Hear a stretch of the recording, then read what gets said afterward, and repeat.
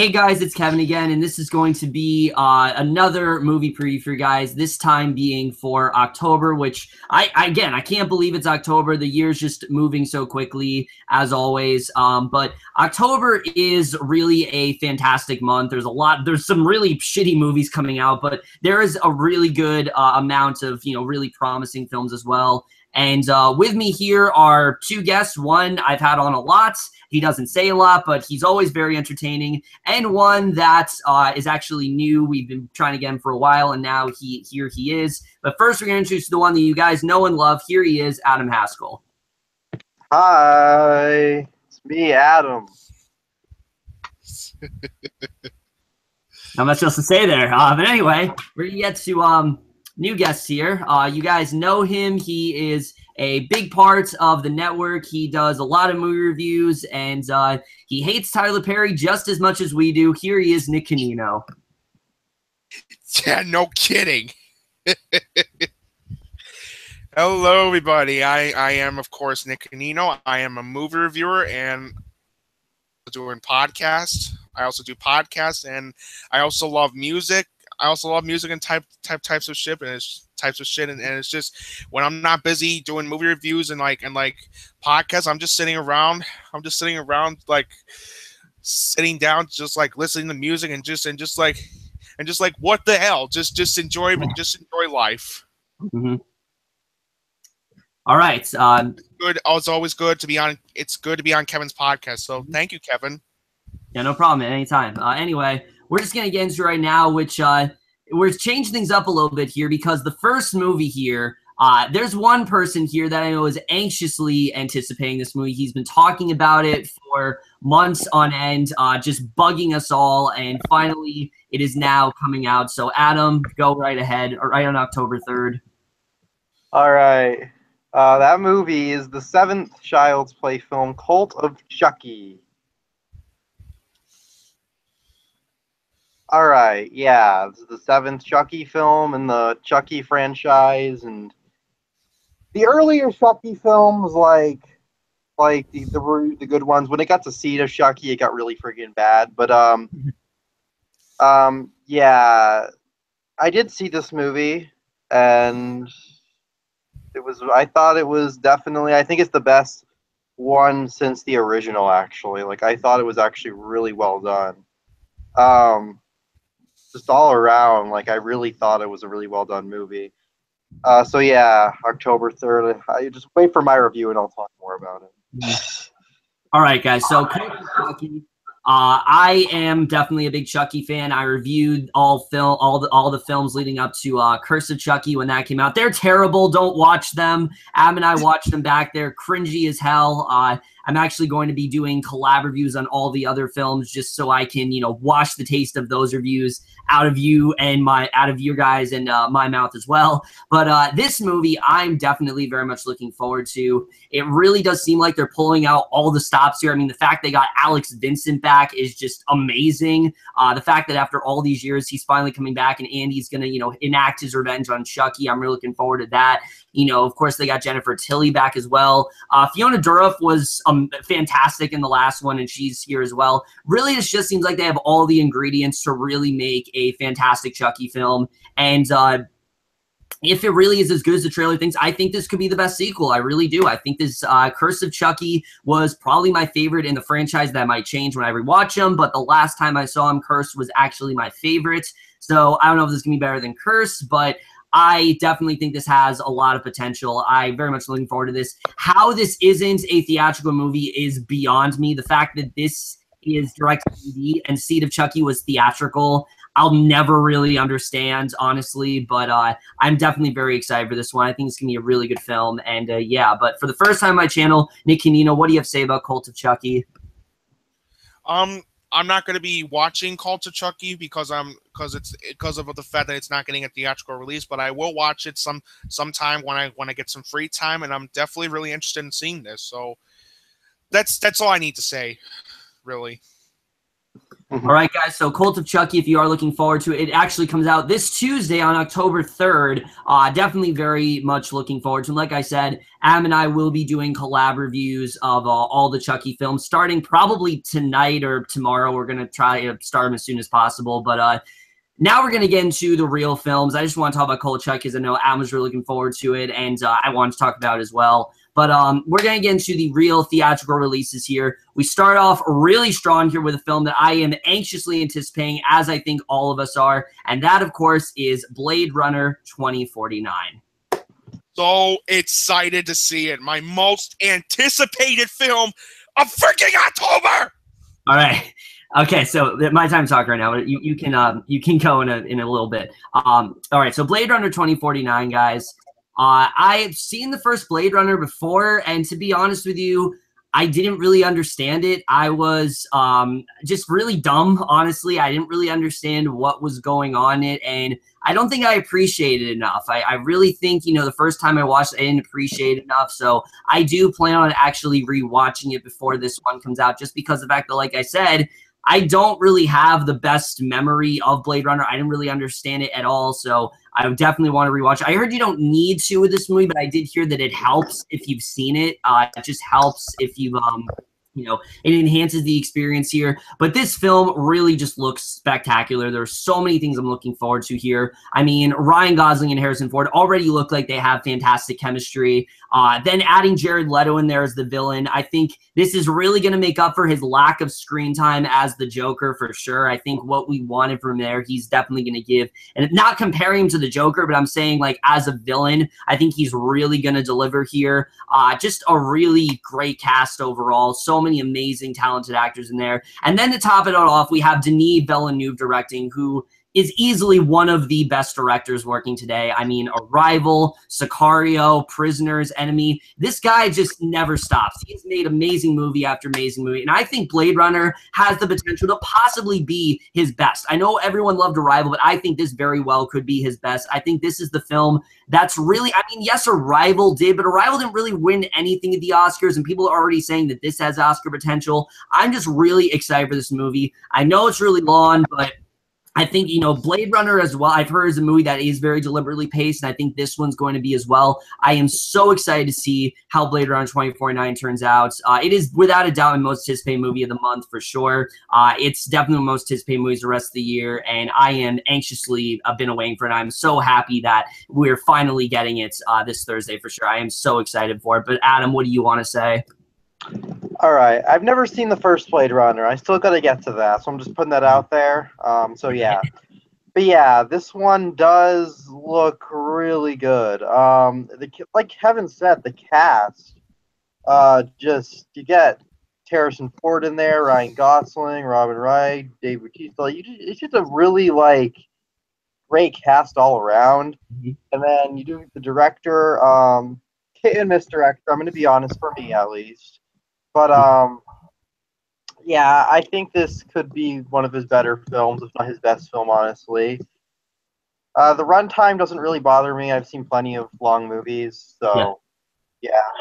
I'm looking forward to this. I think this could be definitely one of the better films of October. So yeah. All right, now we're gonna go to the guy who was raving about this film right before we cut to the trailer. Nick, what do you want to say? Of course, you guys know me with this film. It's my most anticipated film of October, not just because of what Kevin said, but Denis Villeneuve, who directed some of my favorite films that he's done, like Prisoners, Sicario, and Arrival, which I loved all three of those films. And the fact that Harrison Ford is in this, and the fact that Ryan Gosling is in this, and the fact that Jared Leto is playing a villain, hell yes. Mm-hmm. And I'm with Adam on this one. The running time doesn't usually bother me that much. I mean, I have seen some long films that, like Braveheart, Schindler's List, and Wolf of Wall Street. They're long movies, but they're all great movies, in my opinion. And so I'm just excited to see it. And again, my most anticipated film of October. That's all I need to say. I mean, it's Denis Villeneuve directing a sequel to Blade Runner. And if you're wondering, yes, I love the first Blade Runner movie. If you saw the the top 5 Ridley Scott films that I was in with Diego, Jatson, and Andrew. I had Blade Runner as like one of my top 5 favorite Ridley Scott films on there. So yes, I did love the first Blade Runner movie. It's like I said, it's a very slow move. It's a very slow film, but it is one of my favorite sci-fi films of all time. So I need to say, Denis Villeneuve, bring on this movie, man. I can't wait. All right, guys. So Blade Runner 2049, if you guys are looking forward to, which I imagine it probably is going to be the biggest movie of October for sure. I think it's definitely going to dominate all the box offices and all this amazing stuff. But if you guys are looking forward to it, it does come out this Friday, October 6th. Well, I think it's this Friday. I actually don't know. As usual, I don't know when I'm actually going to get the finished portion of this video up, but it does come out this Friday, October 6th. Very excited for it, and I think it definitely is going to be. I think it definitely is going to deliver in the way that we hope it would. But now, for the first time on my channel, Nick is actually going to introduce the next movie. Our next movie that comes out along with Blade Runner 2049 is a film starring Idris Elba and Kate Winslet, and it's called The Mountain Between Us. Now, The Mountain Between Us, it's based on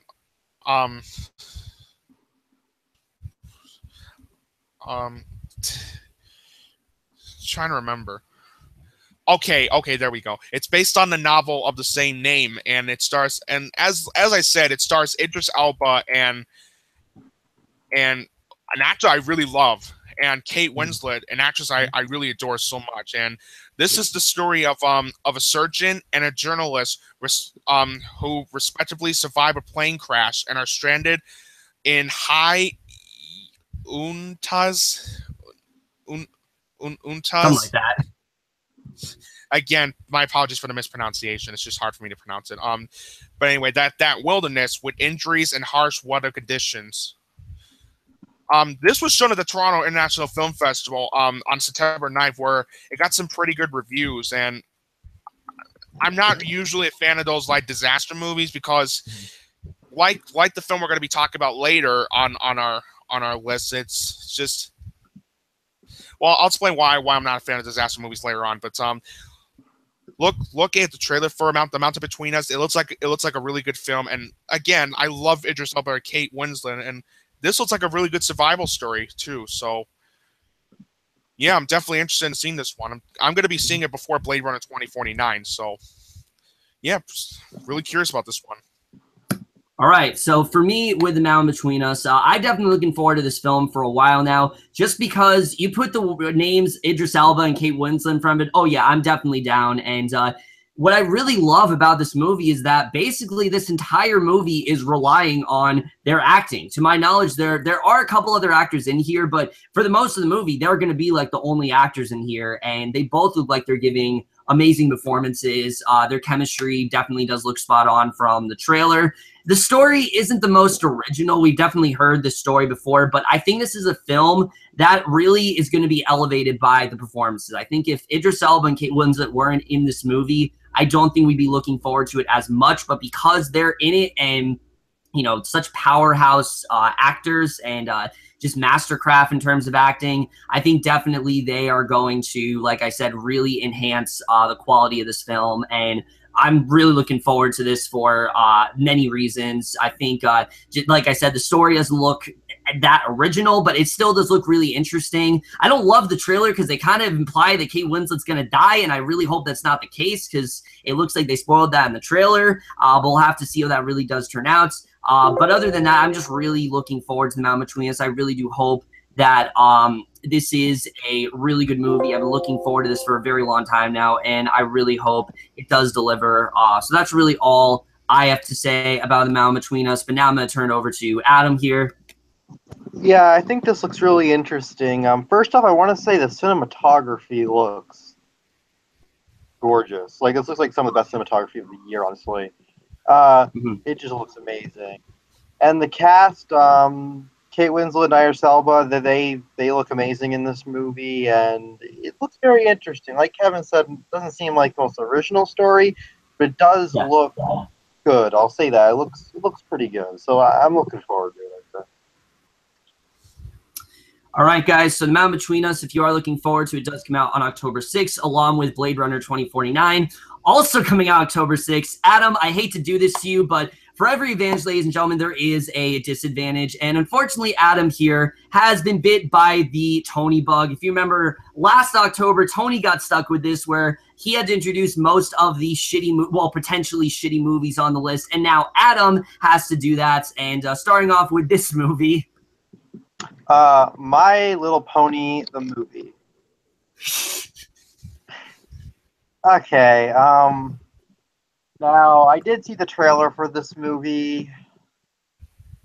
I'm not really a brony, so, but it just, I don't know, it just looks bad to me. Just the animation, like, it's cool that we're getting a 2D animated film, but at the same time, the animation does look kind of off. Like, compared to the cartoon, it doesn't really look. I think Tony said it's like flash animation. Yeah, something about it. There's a lot of voice actors in this movie, and I don't know. It doesn't look like my cup of tea, honestly. Okay. I'm not really a fan, but some people are. I'm just not. I'm not really looking forward to it. So yeah. All right, so just like Adam said, full disclosure, I am not a brony either. I have literally zero interest in My Little Pony at all. I would like the last person to watch something like that. However, I did kind of keep an open mind with this trailer, and it really doesn't look that great. I mean, it looks like if you're a fan, you might enjoy this. Like, you might enjoy My Little Pony. However, we do know someone who's a fan, that, of course, being 22 Tiger Dude, and he even said that he doesn't even think this looks that great. And I just think this looks just really, really kiddie. Like, it's appealing to just kids and no one else. It's very LCD type humor, not emoji movie type LCD, but it still is very LCD in that way. Get me started on that. Oh yeah. Oh, trust me, I agree with you and wholeheartedly. But the animation as well doesn't even really look that great. I know Flash animation is like a very common style right now, and I honestly don't know why. It just looks really lazy, and it's not appealing. It looks kind of ugly, honestly, and I'm not really a fan of Flash animation at all. I don't think really anyone is. The cast here's okay, and I know it's a musical, and I always support musicals, but I don't know. I've had no prior experience with My Little Pony at all, so I am not really the right person to discuss this. So if you guys are looking forward to it, again, I don't have any knowledge of My Little Pony except for what I've heard. I haven't seen a single episode. I don't plan on ever doing that. I don't really have any interest in it whatsoever. We'll check out this movie because I try to see as many movies as I can, but I just don't really have a ton to say. I think this just looks really shitty, honestly. If you're a fan, then good for you, but I'm just really not at all. But yeah. Am I up? Yeah, go ahead.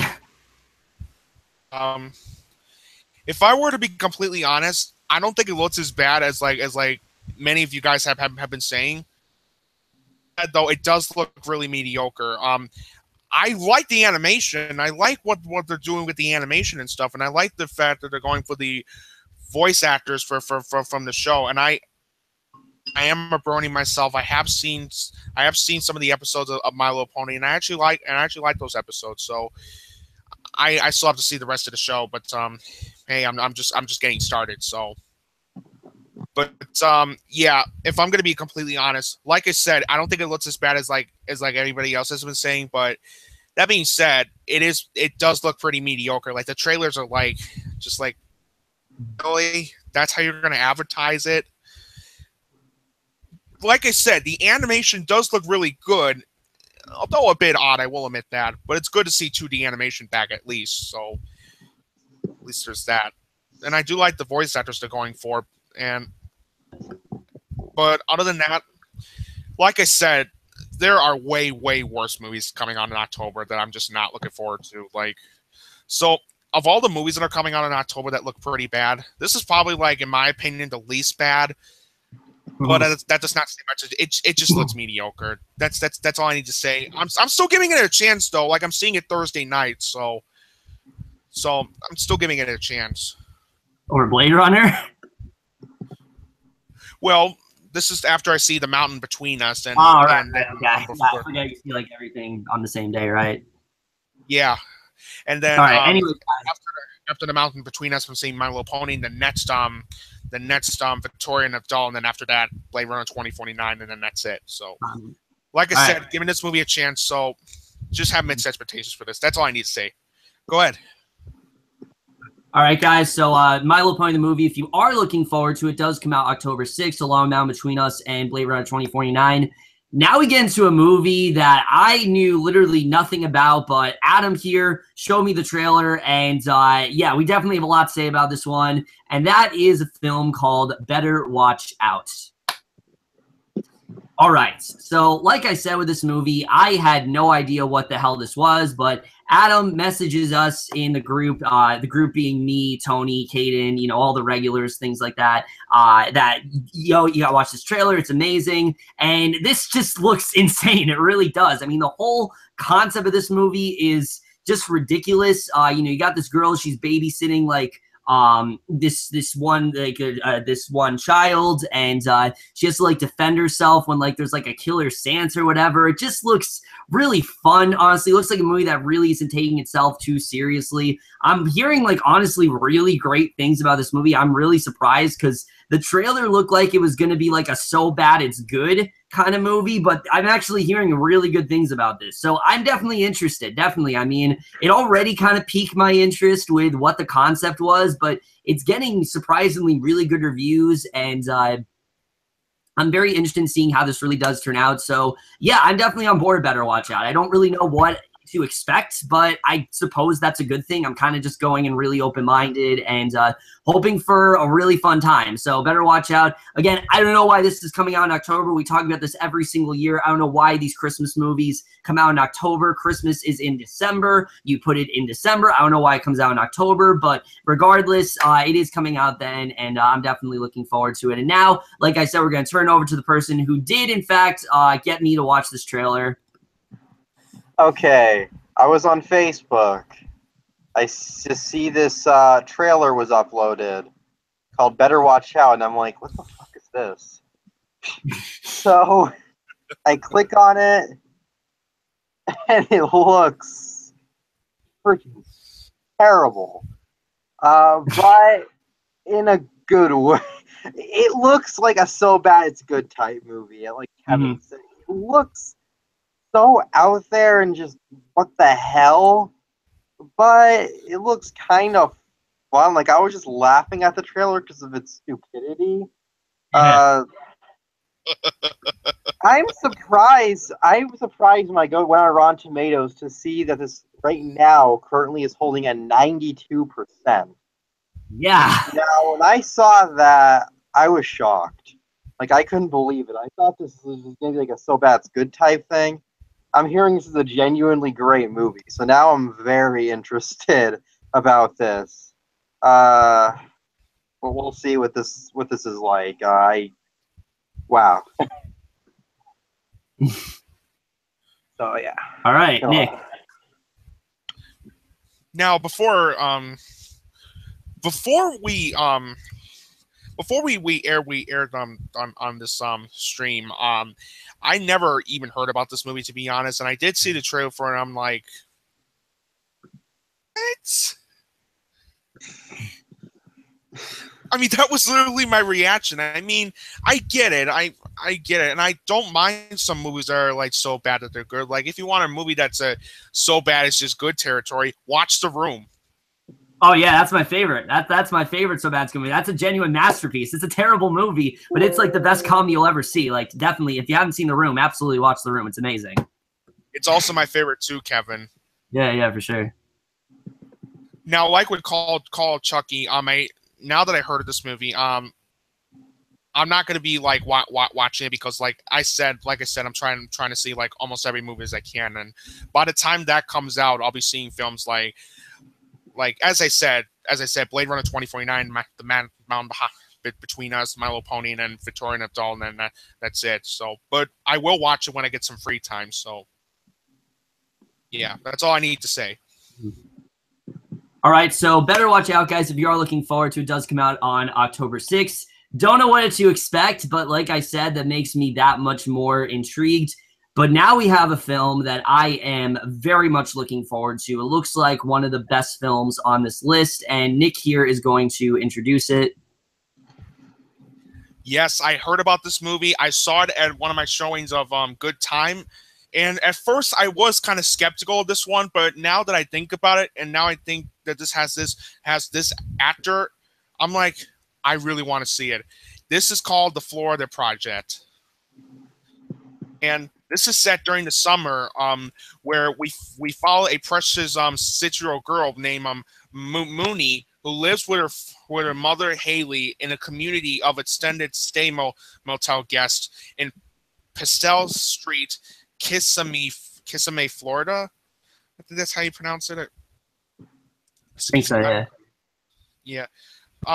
Now I know A24 has been like a controversial like studio. Like there are some films that I really love, like Ex Machina, The Witch, and Ghost Story. I know, A Ghost Story, and then Room, Moonlight, my second favorite movie of last year. But then there are some films that I just found really pretentious, like that A24 has put out like Spring Breakers, one of the worst movies I saw from 2013, and then American Honey, which was my most overrated film of 2016. I hated that film. It was so pretentious. Mm-hmm. But looking by the trailer for The Florida Project, I'm definitely excited to see this one. I'm going to be taking one of my friends who goes to school with me, who I met with in school. He's also very excited for this film, and I'm going to take him to see that film when it plays in our area. So, yeah, definitely one of my most anticipated films for this month. So, I'm really interested. So, that's all I need to say.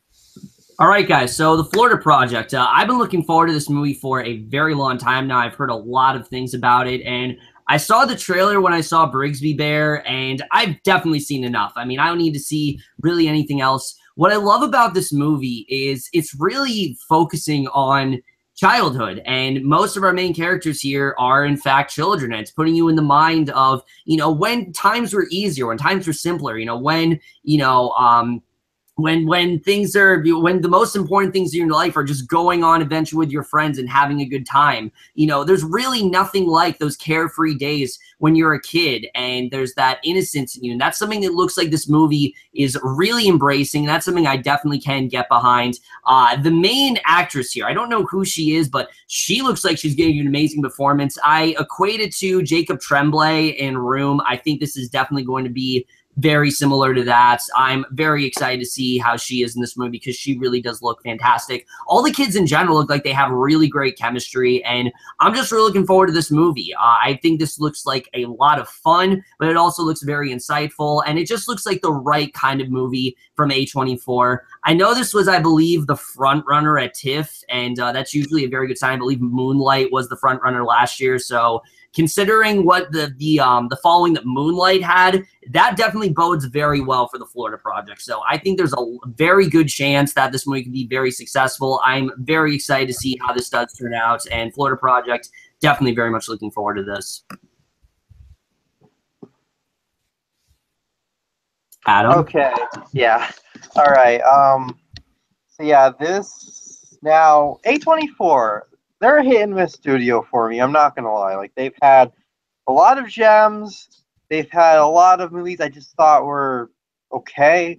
They've had some movies that I flat out hated.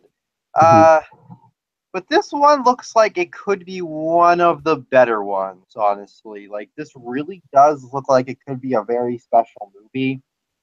And I'm actually one of those people that usually likes movies about like childhood and like growing up and stuff. I usually like these. Like, I loved Boyhood, I loved Moonlight. I'm usually a sucker for those type of movies, and this definitely looks like it does look like a very special movie to me, and I'm really interested in seeing it. The cinematography looks great, and William Dafoe looks incredible in this movie. Mm-hmm. So I agree. Yeah, so I'm looking forward to this. I think this has potential to be a very good movie.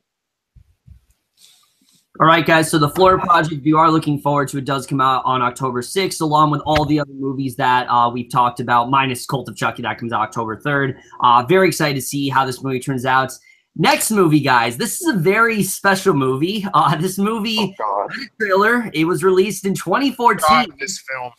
Finally, it's coming out for free on Google Play. And once again, I hate to do this to you, Adam, but go ahead. Oh, for fuck's sake. That film is Amityville: The Awakening. Boom! Oh, what the fuck is this? Okay, I've only ever seen one Amityville movie ever. I forget which one it was. It was like a long time ago, and I didn't really like it, honestly. I just thought it was like really slow and boring. This looks terrible. Just absolutely terrible. Like, the acting looks like complete shit. Like, Bella Thorne, I'm sorry, I don't think she's a good actress. Like, except for the Duff, that was it. A lot of the things I've seen her in, I've just, like, especially in the film that came out earlier this year called You Get Me. Yeah, then after that, I really hope she's better in this if she was in that movie. And got Kurtwood Smith in here. I don't know. He looks like pretty bad in this one, and just looks terrible. And this movie was supposed to come out in like 2015, and the trailer came out in 2014, and it's like it keeps getting delayed over and over again. So who knows? We don't even know. This might not even come out on October 12th. This probably could just get delayed again. But yeah, this just looks terrible. This is easily one of my least. All right. So, Amityville: The Awakening. This is a film that I have avoided talking about because I didn't think it was coming out in January, and then it wasn't. It was supposed to come out in June. I didn't talk about because I didn't think it was coming out, and now apparently it's coming out on Google Play. I mean, you can pre-order it. Who knows if they're actually going to stick to it? But yeah, I mean, just the fact this movie has gotten delayed so much, that should tell you something. I mean, the fact that we're at a point where this movie has not only been released in some countries, but Bella Thorne was nominated for a fucking Teen Choice Award and the movie didn't even come out is just astonishing to me, honestly. I find it. What? Yeah, she was not. Yeah, I'm not joking. She was nominated for a Teen Choice Award for Best Actress, and this movie didn't even come out. It's hilarious. I know. I don't know how it happened either, but yeah, like Adam said, especially after You Get Me, I'm really not motivated for this at all. Bella Thorne, I think, can be good. I really liked her in The Duff, but other than that, I really have not liked her in too many things. I think if you give her the right role, she can be really good, but she's just not good in these like horror type films, especially You Get Me. She was dreadful in that movie, and she looks even worse in here, honestly. She just looks like she has no emotion whatsoever here. And the cast here, I mean, this is a good cast, like Cameron Monaghan, Jennifer Jason Leigh, Kurtwood Smith, as you said. I mean, these actors are way too good for this film, and I don't blame them for delaying this movie. These actors are probably ashamed that they did this. They probably are trying to avoid this like the plague from coming out, but now it is finally coming out for free, which again is just really pathetic. I don't know what's going on with Relativity Media and them delaying movies. Before I Wake maybe will come out at some point. I know, again, 22 Tigers is very disappointed about that one. But Amityville: The Awakening in general, I don't even know what is there to say about this movie. I just find it really funny that this movie's gotten delayed so much. I find it even funnier that Bella Thorne was nominated for an award. But yeah, this looks like utter shit. This is definitely on my least anticipated films of the year for sure. If it comes out this year, I mean, for all we know, it could get pushed to like 2019 or something. But if it does come out, then definitely it is on that list. And yeah, but Nick. Just typing something to Tony the Tiger really quick, but he was just explaining why I didn't like Green Room, and like I said, know me with Green Room. I like the film, but it's not a great movie. Yeah. Sorry to get off topic, but anyway, Amityville: The Awakening. Okay. This film has gotten delayed so many times, just so many fucking times that I just cannot stand it. I'm just like, even bother with this film? Should I even bother with this film? And I've never been a fan of Bella Thorne. I don't think she's a really good actress. And I hated the Duff. I'm sorry, Kevin, but I hated the Duff, and she was one of the worst things about it. And she was in Boo and Medea Halloween, which Jesus Christ, fucking terrible in that. Christ, she was horrible in that film. Oh God, yeah, I'm not a fan of Bella Thorne. It wasn't even the worst thing about that movie. Like that's how bad that movie was. Bella Thorne wasn't even the worst thing. Like even like there's some films like that she's in that I even consider to be fun. Like I actually had fun with Alexander and the terrible, horrible, no good, very bad day. And even her in that movie, I thought she was bad. So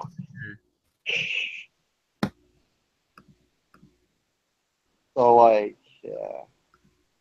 Did we lose Nick? I think he froze. There next. You there? Okay, yeah. I like that. That's great. I agree.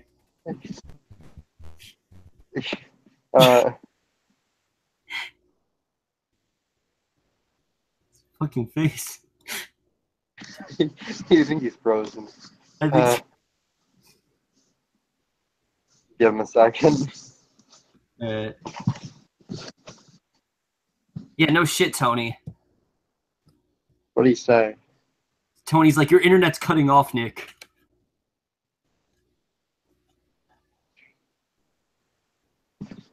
What's up, Brian? You hear me? Yeah, now you're good. Yeah, you like froze, and when you were talking, you sound like a robot. I don't know what happened. My internet was an ass. Mm-hmm. Thing about Amityville: The Awakening, and as I said, I did like her in Alexander the Terrible, Horrible film, but other than that, I'm just not a big Bella Thorne fan. It's just one actress that I just and to be honest, Yep. And I'm just not even gonna bother with Amityville: The Awakening, because what's the point of even me reviewing that if it's going to like on some straight streaming devices and it's not even going to get that wide of a theatrical release? And plus, what's the point of me reviewing it if it got delayed so many fucking times?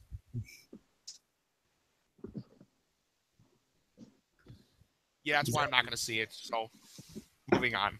All right, so Amityville: The Awakening, if you guys want to watch it, it's going to be free on Google Play on October 12th. If it even comes out. Again, we don't know if it's actually coming out, but if it does, finally, we talked about it. I wish we didn't, but now we go from a shitty horror movie to an even shittier horror movie. Who knew? We're going to go to a shittier horror movie, but Adam, thank God, is not introducing it. Unfortunately, I have the misfortune of introducing it, and that is a film that I can't believe is even a horror film. And that is a little film called Happy Death Day. Oh! Oh my God, this movie. Oh, God. Right.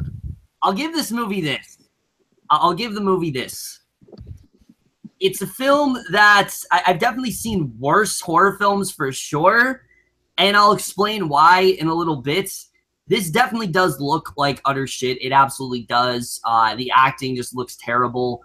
But honestly, it's one of those movies where every time I see the trailer, I can't help but laugh. Not because of anything that's supposed to be funny, but because I'm laughing at the fact that this is actually a serious horror movie. Because when watching the trailer, what I'm getting is a comedy. I'm not getting a horror movie. There's nothing scary in this trailer. This is a comedy. There's nothing about this that says horror to me. How is this a horror movie? I don't get it. I honestly don't get how this is a serious horror film. If this was a comedy, I think it could actually be pretty good. They could make fun of the tropes in horror pretty good, but that's not the case. It is a very serious horror film for whatever reason, and I think that really is what's bringing this film down for me. It looks really dumb, but like I said, it's a movie I think I could find myself having fun with for sure. There are so many laughable parts in the trailer. Not a single time. I've seen that trailer so many times in theaters, and not a single time has anyone gotten scared. People have laughed their ass off, but no one has ever screamed.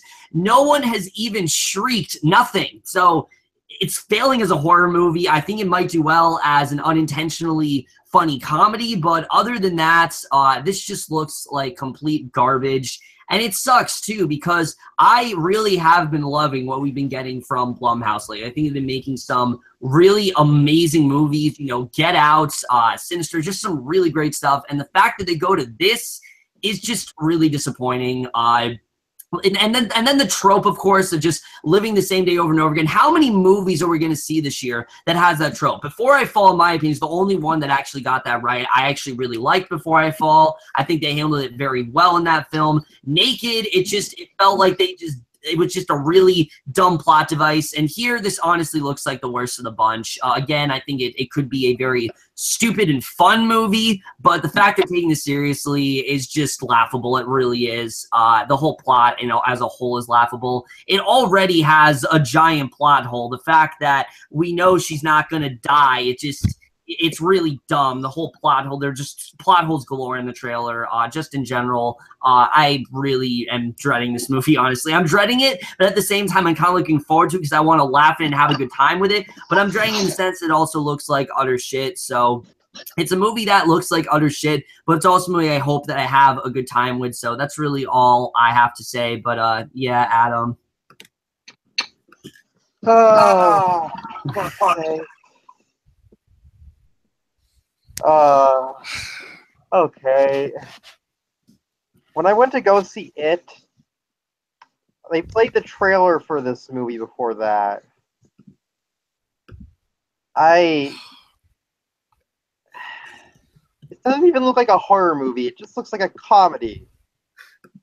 Like, and that song they play in the trailer. Oh. It's so annoying. It looks so dumb, just generic. The acting looks terrible. It looks like it could be one of the worst movies of the year. It looks atrocious. Like, just all around borderline shit. Like, this looks terrible. I'm dreading this movie. Just no. Just no. All right, Nick. God. My Little Pony, but at least at least the people behind it are at least trying to do something different, unlike these people who's behind Happy Death Day. Yeah, same thing with Adam. When I went and saw it, which is one of my favorite movies of the year so far, they played the trailer for Happy Death Day, and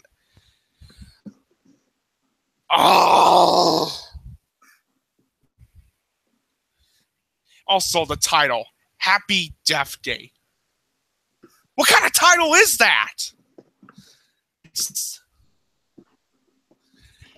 And Kevin described this movie perfectly, like it's supposed to be like another Groundhog Day. How many times have we seen movies that involve like going the same day over and over and over and over again? Like Groundhog Day comedy. That's because we haven't seen stuff like that before. That it's just they repeat the same concept over and over and over again. I'm just like you ass hats. You God. And knowing that this is by Blumhouse, the same guys that did my third favorite movie of 2014, Whiplash, and then my most surprising film of 2015, The Gift, and then one of my favorite movies of this year, Get Out. Knowing that it's by the guys that did some really good movies, but then have a ton of some turds as well. Another turd for Blumhouse, and it looks like definitely looks like one of the worst movies of the year. And just that song in the very beginning, Jesus Christ. It's your birthday, it's your birthday, it's your birthday, it's your birthday. Like, will you shut up with that song? God. Yeah, I'm not looking forward to it, but it's my second least anticipated film of October because my number one. Oh boy, I have a lot.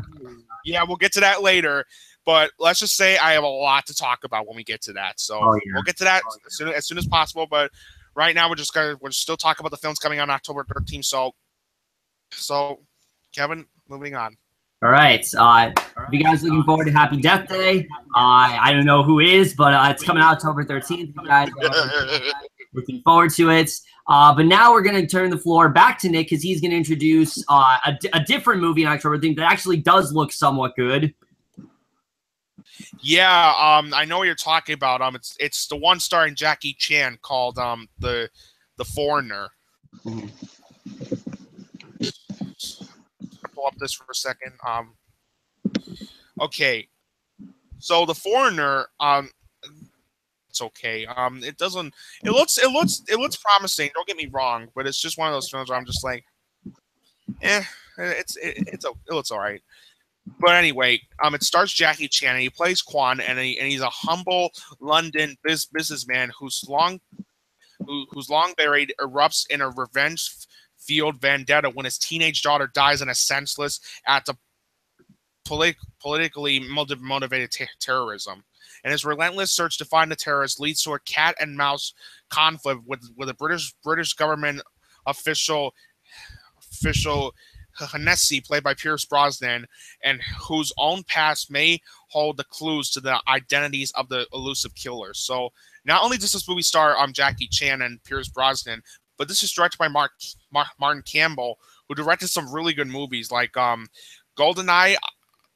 I think it's a really underrated Pierce Brosnan James Bond film, in my opinion. And then he directed The Mask of Zorro, another film I found pretty underrated. And then he did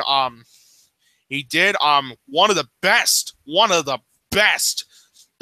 Bond movie I've seen, Casino Royale. Mm-hmm. But then he did this film, Green Lantern. Green Lantern. There's not much I can say about it because everybody said what they said about Green Lantern. So hopefully The Foreigner, maybe it'll surprise me. I always like it when movies surprise me. So maybe it'll be good, maybe it'll be bad. Who knows? I'm just sort of mixed on this one, but I am going with an open mind. So on this one, so that's all I need to say. All right, so The Foreigner, guys, just like Nick said, I'm not like absolutely hyped out of my mind for this movie, but I do think it has potential, especially more than Happy Death Day. That is for sure. I think there's definitely some good stuff in here. You know, Jackie Chan, it's always fun to see him kick some ass. I mean, I always do enjoy watching that. Pierce Brosnan as a villain, I think is going to be fun to watch. But just in general, it looks like a mediocre action film to me. It doesn't look like anything that extraordinary. I've seen this concept done a million times. I mean, Taken kind of set the tone for it. And ever since then, there's been this sort of like revitalized of middle-aged men, you know, doing these action films. And that's kind of what we're getting here with The Foreigner. Just in general, not really much to say with this one. I mean, I love the song in the trailer. I actually really do like the song that's in there. I think that's a good song, but I think it looks okay. You know, it could be a fun movie, but just don't really have too much to say about it. But like, over Happy Death Day, I'll take it. I will take a mediocre action movie over something like Happy Death Day or another movie we're going to talk about in a little bit any day. So, yeah, that's really what I have to say. Same here. I think this film just looks okay, honestly. The Jackie Chan movies lately. Now, I haven't seen the Lego Ninjago movie yet, but I will soon. But a lot of Jackie Chan movies, I'm not really a big fan of, if I'm being honest with you guys. This one just looks okay to me. I'm hoping it'll surprise me. It doesn't look like anything that special to me. I don't really have a whole ton to say about this. So yeah. All right, so The Foreigner, if you guys are looking forward to it, does come out on October 13th. Like we said, not really a ton to say about this one. But now we're going to turn to Adam, who finally does not have a shitty movie to introduce. This actually does look like a genuinely good movie. That is Goodbye, Christopher Robin. Yeah, this there's a lot of people in this movie that I do like. There's a lot of actors and actresses that I do like in this movie, and it definitely looks really good to me. I am really looking forward to this. Like the cinematography in the trailer is so good, and I'm hearing this movie is actually pretty good from like early buzz. I'm hearing it's pretty good, so I'm definitely looking forward to checking this out, and looks interesting. I'm looking forward to this. All right, guys. So goodbye, Christopher Robin. This is a movie I've been looking forward to for quite a long time now. I've heard a lot of things about it, and this really looks fantastic. It really does. I mean, it kind of reminds me of Finding Neverland a little bit, you know, where we see sort of like the interworkings of how Peter Pan really came to be. That's definitely what this movie very much seems like. And there's so many things I love about the trailer. Just the way that you see him formulate the story. And in the trailer, you know, when he's talking about what he's going to name what he's going to name the donkey, what he's going to name the rabbit. I mean, all that stuff. These are all the characters we know and love. I think pretty much all of us, you know, at least grew up with Winnie the Pooh. I definitely watched a lot of Winnie the Pooh in my day, and I am definitely looking forward to this. I think this looks like a really great movie. Domhnall Gleeson pretty much looks like he's perfectly casted here. Margot Robbie as well looks fantastic. I don't know who's playing his son, but he looks really good for sure. I'm definitely interested in seeing how this does turn out. Like I said, I think this could be something like, say, a Saving Mr. Banks or Finding Neverland. I love both of those movies. Saving Mr. Banks, I think, is a masterpiece. Finding Neverland, I think, is a near masterpiece. And I think Goodbye, Christopher Robin could really fit in there very well. So I am definitely very excited for this one. Yeah, I'm with you, Kevin. I saw and when I went and saw Battle of the Sexes last night, which is one of my favorite movies of this year, they played the trailer for that, and I'm really looking forward to seeing it. And of course, like Kevin, I love Winnie the Pooh so much. I watched Winnie the Pooh when I was just a little, like I would say like ranging around like toddler age. So yeah, but I love Winnie the Pooh, and this looks like a really good film, and like what Kevin said, this looks like a really good. This looks this looks like it could be like what Finding Neverland and Saving Mr. Banks would be like, and I love those two films, by the way. Saving Mr. Banks was one of my favorite movies of 2013, and Finding Neverland was just a great movie and one of the best of 2004. And oh, and by the way, the actor that plays him, Christopher Robin, the young one, is played by Will Tilston. Okay. Yeah, but yeah, I'm really looking forward to seeing this. It is supposed to be playing in select theaters on October 13th, so I might probably review that film. I might probably see it like either October 20th or October 27th, but nevertheless, I am really looking forward to seeing it. All right, guys. So goodbye, Christopher Robin. If you guys are looking forward to it, does come out on October 13th. Very much looking forward to this one. The next one we're going to talk about, I don't really have a ton to say about this one, but I definitely am interested in it. And that is a movie called Una. All right, so Una, like I said, this is not really a movie that I have like a ton of stuff to say about really, other than the fact that I do think it looks like a very promising film. Really what this is, you know, it's Rooney Mara, and she's got a very thick, I think, like British accent in the movie. And there's like this man who is from her past that's confronting her, basically, that she's, you know, gearing up to confront. And it looks good from the trailer. I don't really have like a ton to say about this one, really. Rooney Mara always impresses me. I've never really seen her give a bad performance in a film before. I haven't seen Pan. I heard she's not good in that. But other than that, I heard...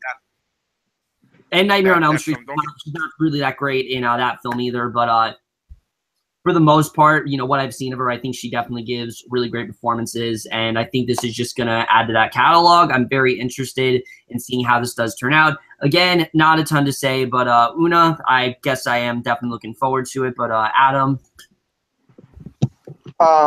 Yeah. Same with Kevin. I really don't have much to say about this one, honestly. The trailer didn't really do that much for me, honestly. I just like watched it and I just kind of forgot about it. But I mean, it has Rooney Mara on there. I mean, I hope she doesn't need a pie for 5 minutes this time. Yeah. Yeah. Yeah. So I like Rooney Mara. She was amazing in A Ghost Story, which I did actually love A Ghost Story. And Same. so, yeah. Oh, I'm not really looking forward to it, but I'm hoping it surprises me. So, yeah. Right, Nick. I first heard about this movie when it was first shown at the Telluride Film Festival last year, and first time I look at, holy shit, Rooney Mara's in it, and then I saw the it does. It's a great live stream. We'll just give him a sec.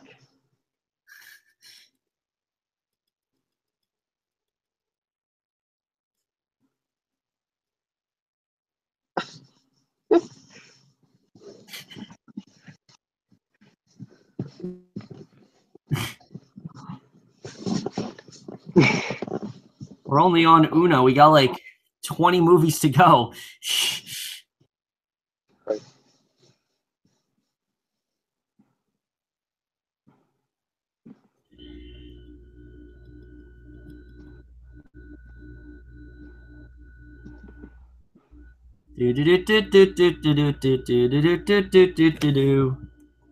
Fuck is a 2005 movie directed by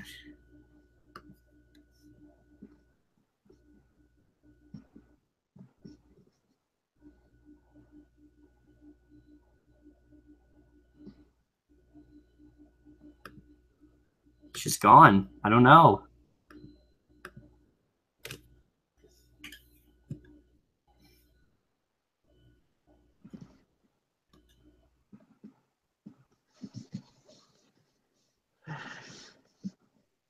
Oh yeah, she was in Kubo. I forgot about that. What's my name? What's my name? No, stop. That is not your cue. It's Una, not Uma. My name is Una. Okay, that's better. What's my name? Don't reference that fucking song.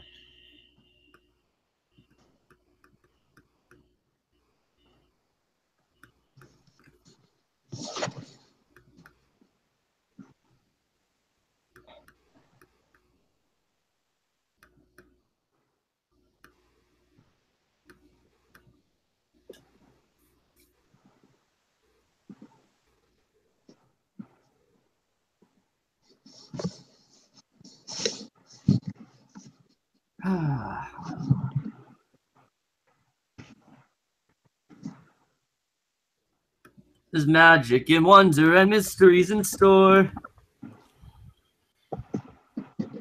Hey. You back? Yeah. Damn it! This internet is being a real pain in the ass right now. I just hate it. All right, just go back to what you said. Okay, so like I said, like films like Call of Chucky and Better Watch Out. I'm not going to be able to see the film because, as I said, I have too many films on my plate. So, but I will see it when I get some free time. So, yeah, that's all I need to say. Moving on. All right, so Una, guys, like we said, not really a ton to say about this one, but it does come out October 13th. Very interested in it for sure. And then the next movie, we also don't really have a ton to say about, but Nick is going to introduce it. Oh, yes. This film. The reason I don't think you guys have a ton of much to say about this film is because this is going on Netflix, but and I first heard about it when it was first shown at the Cannes Film Festival back in May, and I'm really excited to see this. This will be my second film. This will be my second film that I'm reviewing that's going on Netflix this year. It's called the Meyerowitz Stories. So this movie is directed by Noah. Nick, we're doing it's Breathe right now. Breathe. The Andrew Garfield movie. mixed up. It's okay. It's all good. I got a little mixed up. Okay, this film. I first heard about this movie back when it was first announced, and back when I heard about the cast. I saw it 2 times at my showings. I saw the trailer 2 times at my showings of Logan Lucky and Battle of the Sexes, and I think this looks like it could be a really good film. It's called Breathe. Breathe tells the true story of Robin Cavendish, who after being given 3 months to live, after being given only 3 months to live, after being paralyzed from the neck. After being paralyzed from the neck down by polio at age 28, becomes a pioneering advocate for the disabled. He and his devoted wife Diana, played by Claire Foy, travel the world with the hopes of transforming the lives of others like him. So when I saw the trailer for this looks like it will be like the next, like The Theory of Everything, which The Theory of Everything was one of my favorite movies of 2014, and Eddie Redmayne rightfully deserved that Oscar. He deserved that Oscar so much. Interested in this one, and another reason I'm also interested in seeing this is because this is the directorial debut of Andy Serkis, who was in one of my favorite movies of this year, War for the Planet of the Apes. So far behind Baby Driver, The Big Sick, and Dunkirk. I'm really excited to see how he does going behind the camera with this one. So yeah, very excited for this one, and I'm gonna see it. So yeah, that's all I need to say. All right, so Breathe, like I said, not really a ton to say about this one either. Just Andrew Garfield, he really does look fantastic here. I think what Nick said, comparing it to Theory of Everything, yes, they are very similar movies in that regard, and I guess looking forward to it. I just don't really have a ton to say about this one. It looks really well acted. It looks like a good movie, but I just don't really have a ton to say. But I mean, I'm looking forward to it. So yeah. I honestly think this movie looks great. Now I actually still haven't seen The Theory of Everything, but based on the trailers I've seen, yeah, it does seem pretty similar. And but yeah, Andrew Garfield in this movie, he looks amazing. This looks like he could go up there with like Hacksaw Ridge is my favorite performance he's done. Honestly, like he looks great in this movie, and yeah, this just looks really interesting. Like the story of it and everything. Like I'm really looking forward to this. All right, so Breathe, if you guys are looking forward to it, does come out on October 13th. Definitely very much looking forward to this one. Now we're going to turn back over to Adam, who, again, doesn't have a shitty movie to talk about. This is one that I'm definitely looking forward to. That film is Marshall. So, yeah, Marshall, I'm going to be honest. I'm personally not that excited for this movie. I know a lot of people are. I'm personally not that excited for it. The cast is great and stuff, and the cinematography looks good, but I don't know. The trailer just didn't really. I just watched the trailer. It didn't really do that much for me. So I didn't really have much to say. The trailer just didn't really do much for me. There's a lot of films on this list I just don't have a whole ton to say about. So yeah. All right, so Marshall, I've been looking forward to this for a long time now. Thurgood Marshall is an individual that just really fascinates me, and just 60s in general is such a great time period. There were so many just famous individuals there, and Thurgood Marshall is just one of them. This movie really does look fantastic. It's starting off from before he was like the Thurgood Marshall that we know, and I think that definitely is very interesting. Chadwick Boseman looks fantastic in this role. He looks like he really has the look and the voice down perfectly. Josh Gad's in here as well. Just a really great cast all around. I think definitely this has some Oscar potential for sure. I think definitely you can tell they're going for it, but it doesn't look Oscar baity. It just looks like a film that has a lot of Oscar potential. Dan Stevens is also in here, having an amazing year. may I add. Just really amazing year for Dan Stevens all around. Sterling K. Brown, just really great cast here, and I really am hoping this is a fantastic movie. I'm looking forward to for a very long time now, as I said. And yeah, so Marshall, can't wait.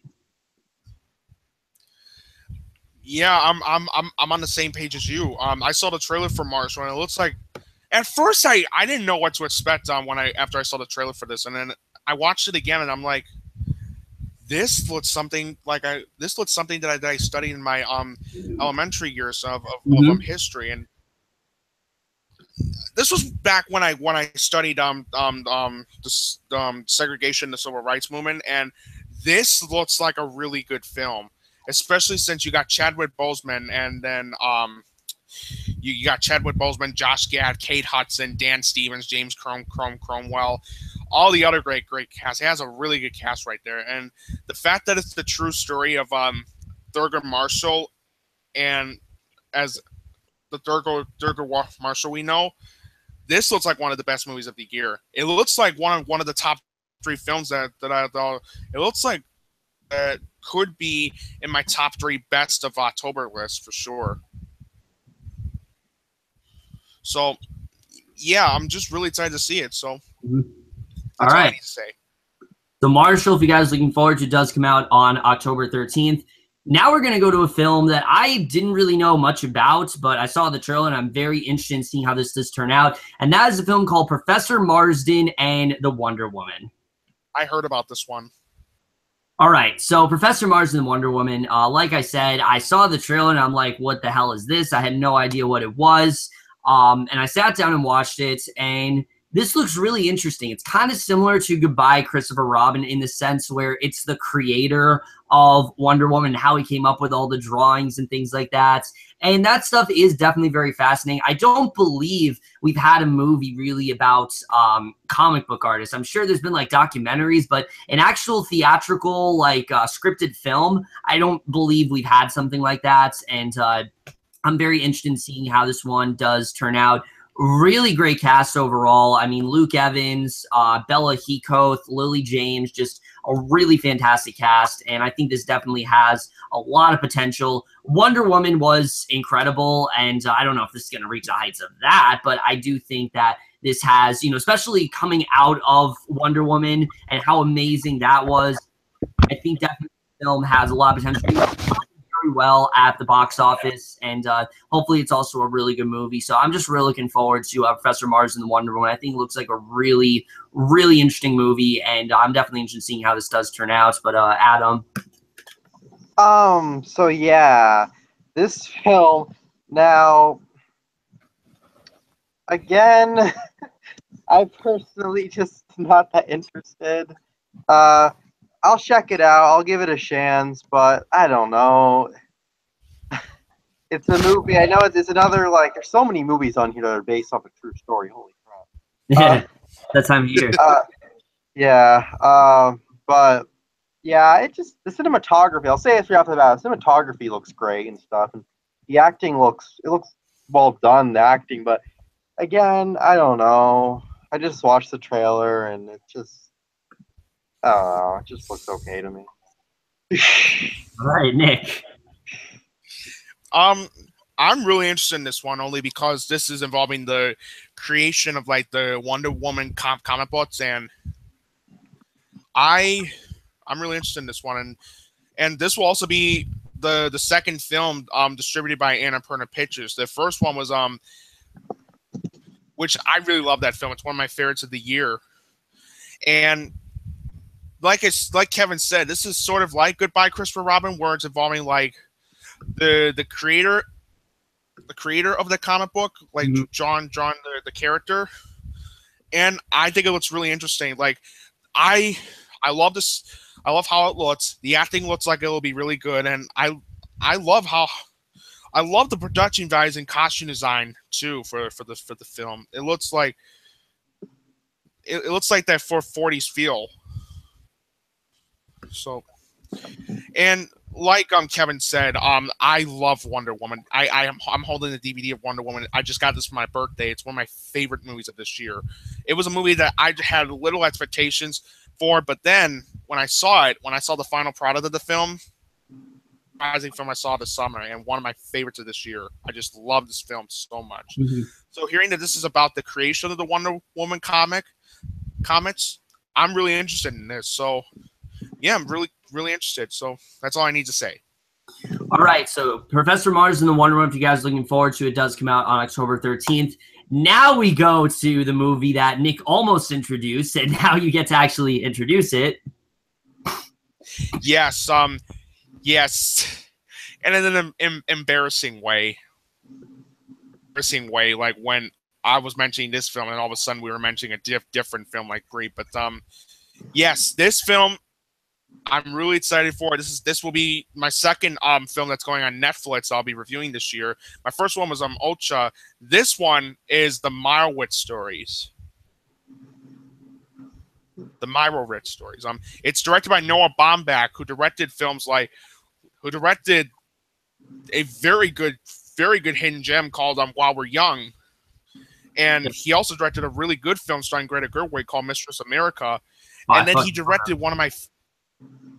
I like that movie too, and I really enjoyed it. And then I also love The Squid and the Whale. That's like my favorite film that he's done. I mean, when I hear the name Noah Baumbach, I'm just thinking, oh hell yes, this looks like it'll be a good movie. But that's not the only reason why I'm looking forward to this. The story looks interesting, and surprisingly, Adam Sandler is in this movie. And he's a hit or miss actor for me. There's some good films he's in. Most of them, but then there are most bad films that he's in. But this one looks like a really good performance for him. And not only that, but you got Ben Stiller, Emma Thompson, Dustin Hoffman, Rebecca Miller, Candice Bergen, Adam Driver, Judd Hirsch. I mean, holy shit, that's a great cast right there. And I'm hearing that when the film premiered at the Cannes Film Festival back in May, it was met with not only a standing ovation, but the critics loved Adam Sandler's performance. Really surprising because of how like his last films that he made that received some of the worst reviews like ever. But hearing that this is like from a different director, and hearing that like he's doing something different, been seeing it. I'm definitely going to be seeing it on Netflix when it comes out October 13th, and I'm definitely going to give out my thoughts on it and my review. Be prepared for that. That's all I'm going to say. All right, guys. So the Meyerowitz stories. This is a film that I am definitely very interested in for sure. I've heard a lot of interesting things about it. Full disclosure, I actually do like Adam Sandler. His films, yes, they can get very repetitive, but I think if you put him in the right movie, he can be a really good actor. Sandy Wexler, I know a lot of people weren't a fan of that, but I thought he really did demonstrate how good of an actor he really was. He played a completely different type of role. He had a very different type. It was kind of the same kind of humor, but he kind of backpedaled a little, and I think it really did work. And here, what I'm hearing about the Meyerowitz stories is that he doesn't have his typical sort of slapstick, raunchy humor type shtick that he usually has in his other films. So he's kind of forced to act here. And I think because of that, I think that, again, he's really going to show why he is such a great actor. And like Nick said, there are so many amazing actors in here, from Ben Stiller, Dustin Hoffman, just all around amazing, amazing actors. And Noah Baumbach, I haven't seen many of his movies. I fucking love Mistress America. That's by far one of my favorite movies of 2015. Very underrated film for sure. But coming off of that, I think this film has massive potential. I am really looking forward to it. I've heard people go as far as to say this is one of the best Netflix movies to date, or even the best Netflix movie to date. And I am definitely really excited for this one. So Meyerowitz stories, I think this definitely has a lot of potential, and I'm definitely looking forward to this. All right. Yeah, I'm hearing this movie is incredible. Like, I'm hearing early buzz. I know, like, Adam Sandler got like a 5-minute standing ovation or something like that. I heard his performance is like just incredible. And I saw both the trailers. I saw like the teaser, and I saw the regular trailer, and I am really looking forward to this. I think this looks like a really good film. The acting looks incredible. Like Adam Sandler, he looks great in this movie. Like this looks like it could go up there and be definitely one of his best performances. And Ben Stiller looks great. Dustin Hoffman looks great. Like the acting all around looks great. The cinematography is gorgeous. The writing looks good. It looks like this could be a very just great movie, and it looks like it could be one of the best movies of October and possibly one of the best films of the year, honestly. Uh, it definitely looks great, and I'm definitely looking forward to this.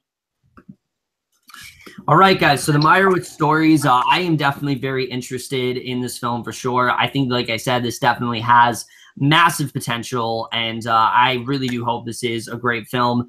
Now we're going to transition from a film that looks really great to easily one of the worst films on this entire list. Adam, I hate to do this to you again, but of course, Adam is introducing this movie. That is Geostorm.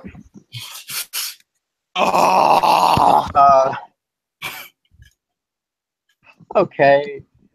I've seen the trailer for this. Like, I go to the theaters, and it feels like almost every time I go to the movies, they play the trailer for this movie. Oh, that's like Happy Death. It's terrible. Like they constantly play the trailer for this movie, and at home when you watch the trailer, the effects look terrible. But when you watch the trailer on the big screen, it looks even shittier. Like the effects look terrible on the big screen. This looks like a sci-fi original movie, and obviously the acting looks bad and it looks terrible. I'm probably gonna watch this movie and laugh at it. Just everything, the effects, everything looks terrible. It looks like a movie I'm probably just gonna laugh at, honestly. It looks bad. All right, so Geostorm for me, I will definitely agree with Adam. That's similar to Happy Death Day. I think this could be a really like so bad it's good kind of movie that I can just laugh at and have a good time with. The thing with the trailer is just in the beginning of the film, it seemed like it was going for a more comedic approach. Like they're just kind of just having fun with it. But then the trailer gets really serious, and at that point, I'm like, all right, this just looks really fucking shitty, and it really does. I mean. Why are we still doing these disaster movies, honestly? Why are we still doing these? They get horrible reviews. Not a lot of people see them. I don't know why we're still doing these. They're so unnecessary. And are you fucking kidding me? Like, he can control the weather. It makes no sense whatsoever. It's so dumb. Just in general, I think this could be, like I said, a really stupid movie, but other than that, I just think this looks really dumb. I don't know why we still have these ridiculous sort of, Roland Emmerich type movies. I just think they are really not that profitable, especially since Independence Day. I feel like that was really, that movie was great. Not Resurgence. I'm talking about the first one. I haven't seen Resurgence, obviously. But Independence Day in general, I think is really great. But really, there hasn't been. The other ones really have been very disposable. They really haven't been that great, and I don't think Geostorm is really going to be anything special. So, yeah, not really looking forward to this at all. Okay. Now, here's where the gloves come on, because I'm going on this mini rant thing for a second, because other than the fact that I saw the trailer for this 2 times, one at Dunkirk and one at Bridgeby Bear, and Adam described it best that this looks like a sci-fi film. Well, another thing too, this is the directorial debut of producer Dean Devlin, who's worked with Roland Emmerich on some films like Independence Day, Godzilla, and 10,000 BC, and okay, if I had to be honest, I actually hate Independence Day. I do not get.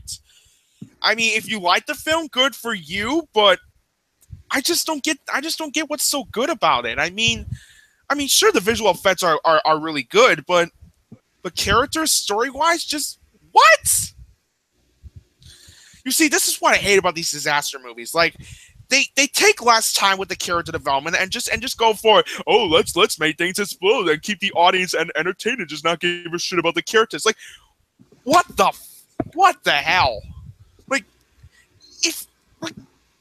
no, don't. Why would you make a movie about that? Like, if you're gonna make a disaster movie, at least make the characters more well developed and likable. Why do you think I love Deepwater Horizon?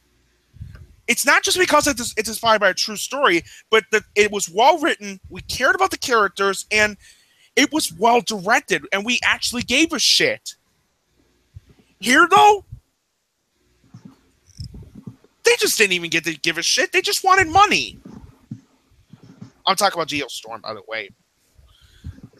I'm just really sick of these disaster movies where they focus less time on character development and just go for mindless entertainment. Like, well, then if you're going for mindless entertainment and less character development, then what's the point?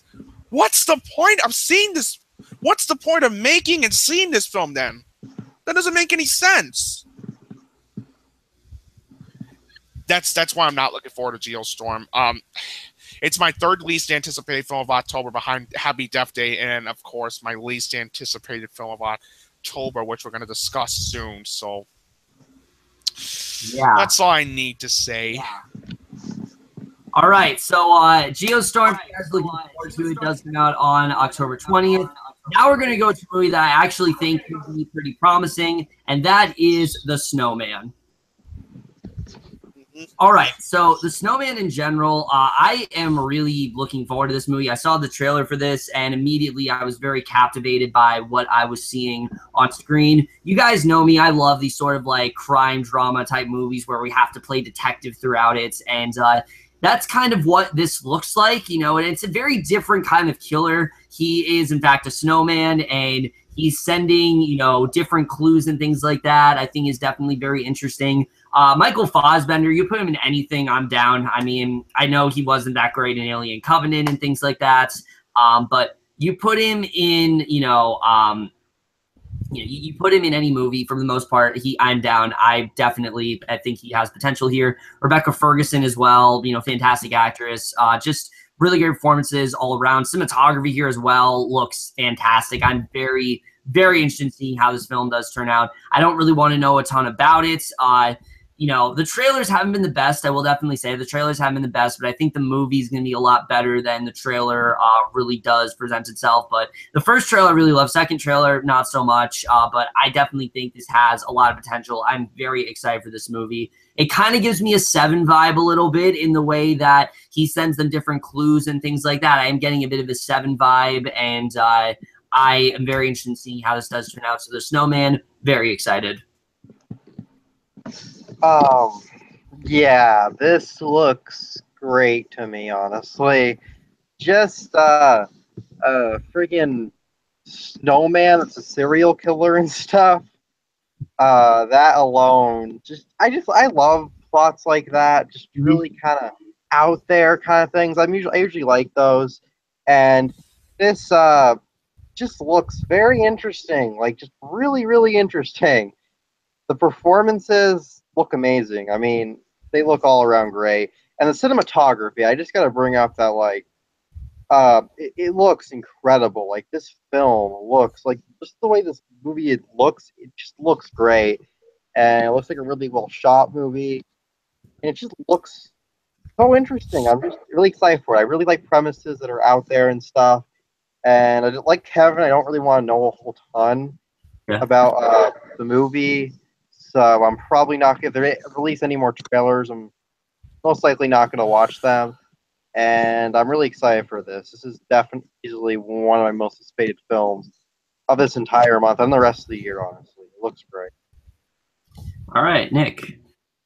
Yeah, I'm with Adam on this one. I think even though the second trailer was all right, which I saw 2 times, one at Wind River and then the other one at Mother. Even though the trailer was all right, I'm still really interested in this one, and I think it has a lot of potential to become one of the best crime thrillers of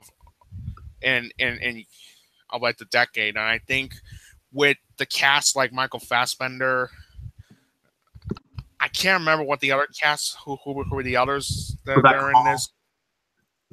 Rebecca Hall, as Yeah. well as I don't want to get in too much, but Rebecca Ferguson, Charlotte Gainsbourg, who was in one of my favorite movies of this year, Norman the Moderate Rise and Tragic Fall of New York Fitzer, and then we have J.K. Simmons, who's going to be in this film. I'm really excited to see him in that, and I think that's all I need to explain for the cast. And it's also got Val Kilmer in it, who I'm really excited to see him in, and then that's really it. So I'm really interested in this film. I think it has a lot of potential to become one of the best movies. Not only just one of the best movies of the whole month, but I think it also has a lot of potential to become one of the best movies of the year. So I'm really excited for it. So, like I said, the second trailer was all right, but again, I'm still looking forward to it, nevertheless. So that's all I need to say. All right, guys. So The Snowman, if you're looking forward to, does come out on October 20th. I am definitely very excited to see how this movie really does turn out. Next movie we're going to talk about as well, I'm definitely very interested in. Nick is going to introduce. Okay. This movie I saw the trailer for. I think 3 to 4 times. And I'm definitely interested in this one. It's inspired by a true story, I think. It's called Only the Brave.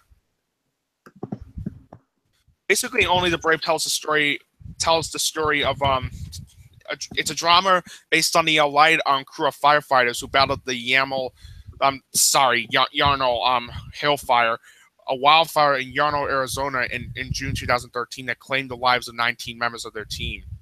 And the cast here looks really good, especially like Josh Brolin, Miles Teller, Jeff Bridges, James Badgedale, Taylor Kitsch, and Jennifer Connelly. I mean, and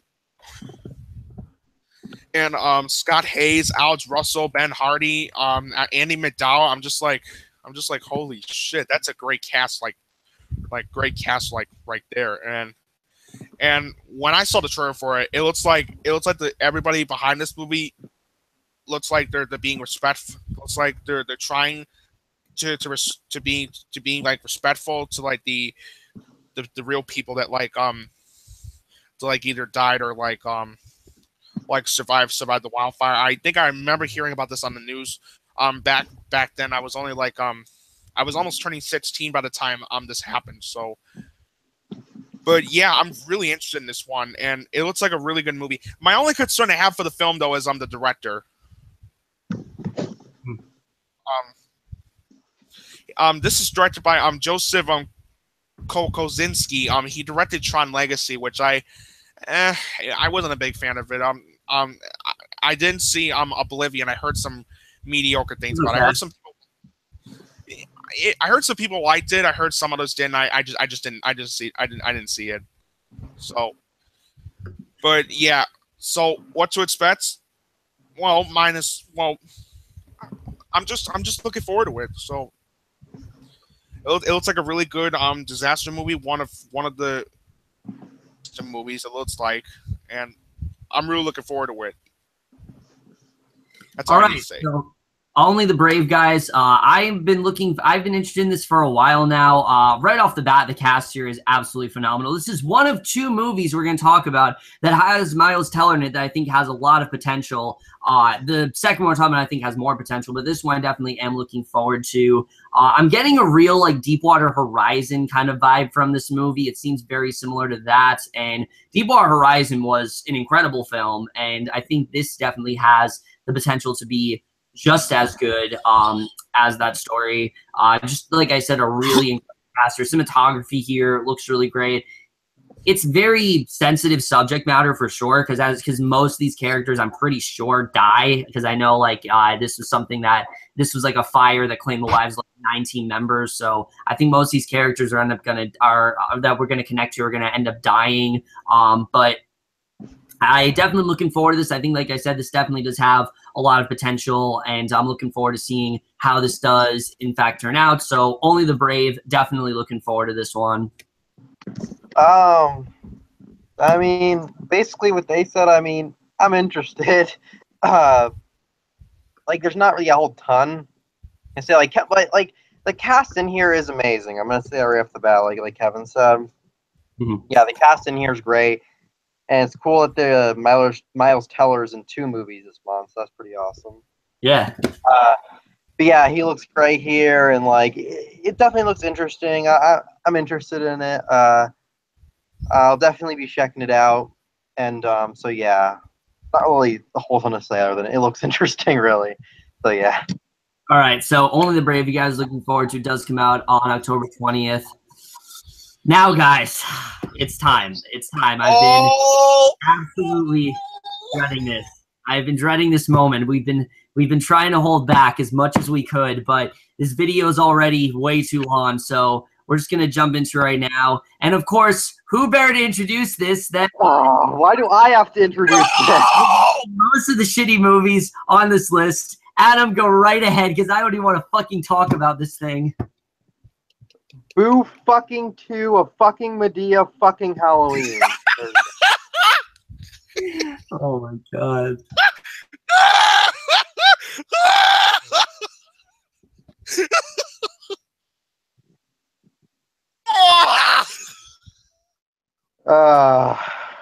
Fuck's sakes. Okay. Last year, Tyler Perry released his latest piece of shit, Boo! A Medea Halloween. That was one of the worst movies I've seen last year. And it's one of the worst movies I've honestly ever seen. Like, I was watching that thing. I watched it with Kevin, actually. Oh my god. I was sitting there and just dead silent the entire time. Didn't get a single chuckle, not really a single smirk out of me. I was just sitting there, just annoyed.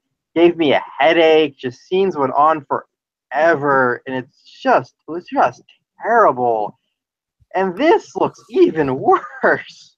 I didn't know that's possible. The first movie was so bad, but this somehow looks even worse. The cinematography looks like garbage. It doesn't even look like a movie. It looks like a TV special. And the whole movie, it just feels like a play. Like the first movie, it just looks like it's should be a play. It doesn't look like it's a movie that should come to theaters. The acting looks bad. It looks annoying. It looks so cheap. Jokes are terrible. This is easily my least anticipated film of all of October. Hell, this is my least anticipated film of the rest of the year. Like, this looks atrocious. Just, no. Fuck this. Kevin, go ahead. Why? Why, Tyler Perry? Why? Oh my god. I'm so sick of these goddamn movies. And next year we have 2 of them. Oh my god. You guys know, ever since Medea's Tough Love, I've just really not been a fan of this character. I really don't get the appeal, honestly. I think she's just such a one-joke character. And at this point, they're just milking this franchise so much, and it doesn't even feel like Tyler Perry's doing it because he wants to. It just feels like he's doing it just because for the paycheck or whatever. I'm so sick of these movies. Boo! Medea Halloween was not even really a comedy. There really was not many jokes to be had in that film. Like Adam said, it's like a stage play, and you can make the argument that maybe it could work as a stage play, but the thing is, what works as a stage play does not always translate well on film, and that's the perfect example of these films. They may be very successful as a stage play. Hell, they're probably really good as a stage play, but again, that is a stage play. What's different as a stage play is different on a movie, and again, there isn't really much to work with here. Adam and I reacted to the trailer. You guys already know our feelings on this, so I feel like I don't really have much else to say. I'm just going to be repeating myself at this point. It just looks really infantile. It looks really just been there, done that. I'm so fucking done with this character, and I pray to God, I honestly pray to God that the Medea funeral movie is Medea's funeral. Like, I just really want to see this character die. I have never wanted to have a character killed off in a movie more in my life. I am so done with this damn series. I'm just going to give it to Nick here because I know Nick has been anxiously waiting to just fucking destroy this movie to pieces. So just go ahead because I just don't want to talk about this thing anymore, honestly. You already know how you already know how I look right now. Just that face right here. This is a real anger face. I'm with Kevin and Adam on this one. This is my least anticipated film of not only October, but for the rest of the year. I mean, I saw the first Boo Madea Halloween, or as I like to call it, Boo a Madea Diarrhea Lava Dump Halloween. And that is easily one of the worst movies I saw last year. It was my number 5 worst film of that year, behind Norman the North, The Darkness, Matt Steele, and of course my number 1 worst film of last year, Dirty Grandpa. I hated that film too. It's just... You're talking the only person that liked that movie. Of course. Oh, God. Okay. I need to discuss this really quick. I know I'm getting off topic, and if I am, I do apologize. But to the Tyler Perry fan base, stop treating Tyler Perry like he's a god. He's not God. He's not Jesus. Mm-hmm. He's not a comedic legend. He's nothing but a racist prick.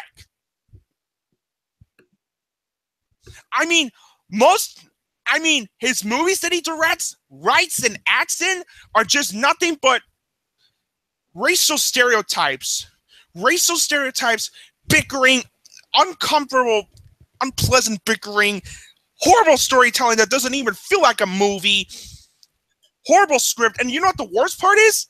He doesn't even screen his film for critics because he says that, it's just too money to pay to pay critics.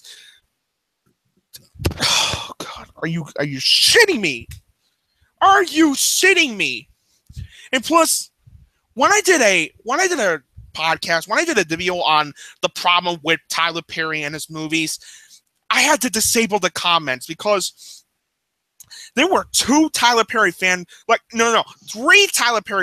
that were coming after me, disrespecting my opinion and saying that, Tyler Perry's not meant to play a real person. He's not.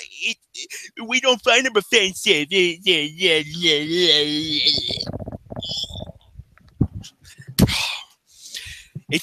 Let me say this. If you're a Tyler Perry fanboy, let me say this. There are these things called opinions. Opinions.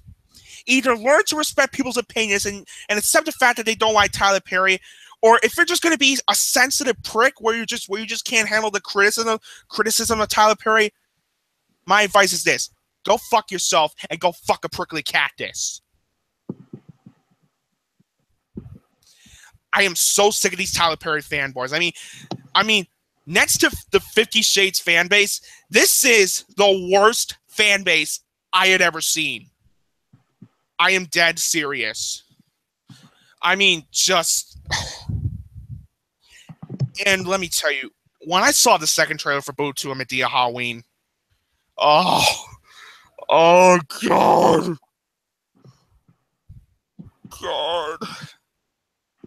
I was in pain. In absolute pain watching this goddamn trailer.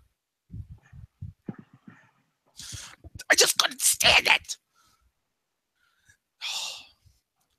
Dude. You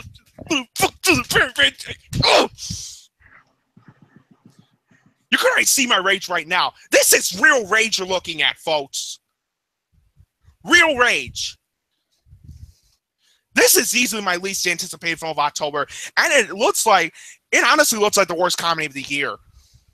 I'm dead serious. It looks like top 5 worst films of the year list worthy. I mean, just the fact that it looks the way it's told, and it doesn't. And as Kevin stated, it doesn't even feel like a movie. It does not feel like a movie at all. And, to say that it looks like a internet film or just a play would be an insult to other plays or just internet films. This honestly looks like a direct-to-DVD film. That they just felt like they put no effort into it and just did it for the money. And that's what Tyler Perry is. A greedy bastard who just wants to do stuff for the money and doesn't give a shit about criticism. I just hate Tyler Perry. I hate his Madea films. And Tyler Perry, you were excellent in Gone Girl. You were excellent in one of my favorite movies of 2014, Gone Girl. It's just, you need to stop playing like dress up characters and just be in good films like Gone Girl or hell, he was even good in that Star Trek film in 2009, directed by J.J. Abrams. I just had enough of Tyler Perry. It's just to say that he made Greg McLean and Michael Bay look like Martin Scorsese and Steven Spielberg would be an understatement. I'm dead serious. My least anticipated film of October, easily. I am so sick of Tyler Perry. I am so sick of these Madea movies. I do not understand how it has gotten this much fan base. And I swear to God, if another Madea fan, if another Tyler Perry fanboy comes at me, I'm gonna lose my shit. If another Tyler Perry fanboy comes at me and just disrespects my opinion, I'm gonna lose my shit. That's all I need to say about Boo 2 and Madea Halloween. I'm just not looking forward to it. My least anticipated film of October. Fuck you, Tyler Perry. Fuck you. All right, guys. So we got that out of the way. Tyler Perry. I really don't want to talk about this Fuck you, Tyler Perry. Yeah, fuck you, Tyler Perry. I'm so fucking done with these series. Tyler Perry, I don't hate you as a person. I think that, you have potential. Just do movies like Gone Girl. Get the fuck away from this. Gone Girl is where you need to be. Gone Girl, stuff like that. That's what you need to be doing. But Nick, want something interesting about Tyler Perry, Nick? What? What's that? Basically, last year when Kevin uploaded his review for Boo and Madea Halloween, Tyler Perry removed it from YouTube. Yeah, Tyler Perry. Serious? Yeah, he did, and then it took me a week to actually get it back, but I did. Yeah. Because Nick, Tyler Perry doesn't like critics. He doesn't know how to take criticism. And what's the most important rule of when you're becoming an actor or a filmmaker? Learn to take and respect the criticism. Tyler Perry, he's just a piece of shit. Exactly. He's just a piece of shit. You know what? I would rather stick to Adam Sandler films than him. Yeah. I mean, just. Oh! I just hate Tyler Perry so much, and you know what's even worse? He's going to be in the film that Tony wrote in the comments in the chat called The Star, which is my oh my god. Yeah, we'll talk about that when the November podcast comes out. But yeah, you get the idea. God. All right, but Halloween, I really don't want to talk about this shit anymore. If you're a fan, I don't know if there are any. I mean, clearly there are, because there are people who go on my videos that have nothing to do with Madea and ask me why I don't like Madea. So, for that Madea fan out there, yes, I fucking hate Madea. There you go. I'm sorry. I fucking hate it. There's your answer. I don't like Madea because I don't know. It's not that I don't like Madea. I fucking hate Madea. There's your answer. Anyway, Boo 2 Madea Halloween, if you're looking forward to it, it comes out October 20th. I don't know if there's anyone looking forward to it, but if there is, there you go. Now we're getting into a movie that I honestly really quick. You know what's even more insulting? This really quick. This is just really quick before we move on. You know what's even insulting? One of my good friends on Facebook, Daniel Russman, Danny Boy, he posted this thing where it makes fun of it, and I'm just like, you motherfucker. You motherfucking fuck of a director. Yeah. All right, anyway. Now we're going to come to a movie that I really don't give a shit about, but it's also coming out on October 20th, and that is a movie called Same Kind of Different as Me. Oh, God. All right, so this movie, if it wouldn't have been for my good friend, 22 Tiger Dude, I would not have known that this movie existed. This just looks like your typical religious type schlock that just is usually very heavy-handed, usually is shoved down your throats. It was supposed to come out in February, and now it's coming out in October, and that's never a good sign. It hasn't been, has moved as much as Amityville: The Awakening, but still, I don't usually really love these movies. There are some good ones out there for sure. Like, you can do it well, but it's just really rare that you can actually do a Christian film and actually not make it so it feels like, a propaganda type film where you must respect Christianity. Look, I am Christian, okay? I am a good Christian. I do respect that kind of stuff, but I do very much agree that if you're just hammering the same things over and over again, you're no longer making a movie. You're just making a statement over and over again. It's not an entertaining film. It's not something that warrants a film. The reason people make fun of the God's Not Dead films is because the fact those are actually movies. I mean, it's just utterly ridiculous. And Same Kind Different as Me basically looks just like that. So I really don't have much to say. I just think it looks really dumb. And yeah, but Adam. Yeah, it looks awful. It's another film in here that I'm just dreading. I feel like like every month one of these movies like this come out. Like every time I've been on one of these movie previews, there's at least been one movie that is like this. All Saints was the last. I don't usually ever watch these movies. I usually just skip them every time. So it'll probably be the same for this. I have zero interest. I think it looks terrible. I just don't care. All right. Honestly, there's not much I could say about it except this was supposed to be released by Paramount Pictures back in February, but then they delayed it, and then here comes these shitheads, Pureflix, and all of a sudden they decided to distribute it, and just this zero interest in the film. I'm not even going to bother seeing it. It's just it looks really awful. It just looks awful. It's one of my why I refuse to watch movies on my list. Just movies I just refuse to watch. I just don't even care about, and I shouldn't even give a shit about. All right, so Same Kind Different as Me, if you guys are looking forward to it, which I don't even think that people know this movie's coming out, but it is coming out October 20th if you guys are interested. Now we're going to get into a movie that I am very excited about. I didn't even really know what this movie was, but I watched the trailer, and this is definitely one of my most anticipated films of the month for sure, and Nick is going to introduce it. Yeah, I know which film you're talking about, but I kind of forgot in my head. Wonderstruck.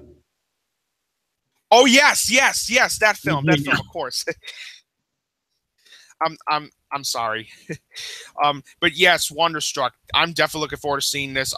This movie takes place in both 1927 and 1977, and in an earlier time period, Rose, played by Millicent Simmons, runs away from her New Jersey home to find her idol, Lillian Mayhew, played by Academy Award winner Julianne Moore. In the later time frame, Ben, played by Alt Fagley, also runs away to New York after his mom's death in search of his missing father. Folks, when I saw the trailer for this, it looks like, when I first heard about this film and when I saw the trailer for it, it looks like one of the best movies of the year.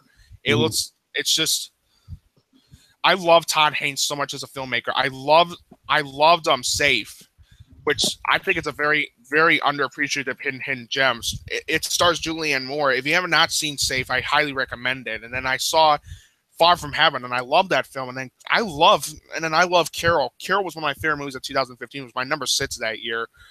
I just love that film so much. And hearing that he's coming back to doing this film starring Julianne Moore and Alt Fagley and Michelle Williams is also in this film too, and Millicent Simmons. And by the way, Michelle Williams was in one of my favorite movies of last year, Manchester by the Sea. I love that film so much. It was my number 3 film of that year. I love that film so much.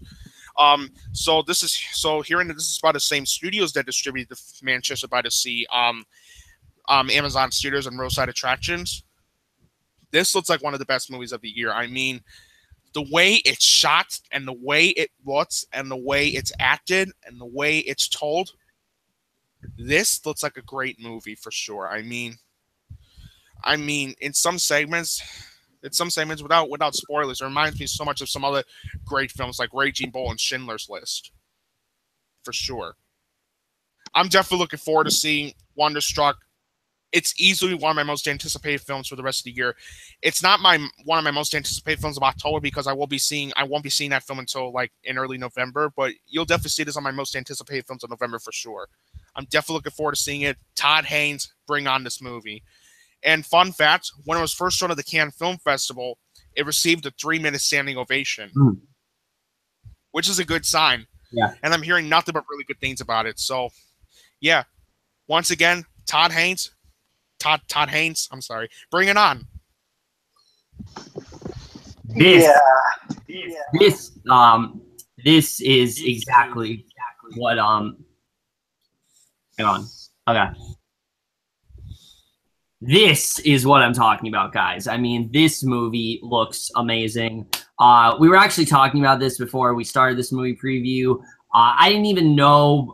I knew the movie was coming out, and I knew like who was in and things like that, and who the director was, but there wasn't a trailer available at the time. If we were to go back and do on 22 Tiger News channel the top 5 most anticipated films, this honestly probably would have been in there because this looks incredible. I mean, everything about this movie just looks so different and so compelling and just unlike anything I've seen. I mean, it's depicting these two very different children who are going through their own separate journeys. One takes place in the 20s, I believe, and the other in the 70s. And just the different like color palettes, the fact that one's in black and white, one's in color. There's a lot of detail that's being paid attention to here, and that's something that definitely does impress me.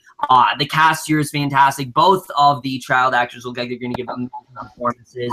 Just everything about this movie I am so excited for. I think this could definitely be one of my favorite movies of the year for sure. This is definitely one of the most anticipated movies of the month. And yeah, Wonderstruck, I am so looking forward to this. Yeah, I'm with them too. This definitely looks like a great movie. The acting looks amazing. Absolutely amazing. Like all around, like everyone looks like they're going to do great in this movie. And one of the kids in it, I know one of the kids in it was in Pete's Dragon. Yeah. I could recognize him when I saw the trailer. And he looks great in there. Yeah.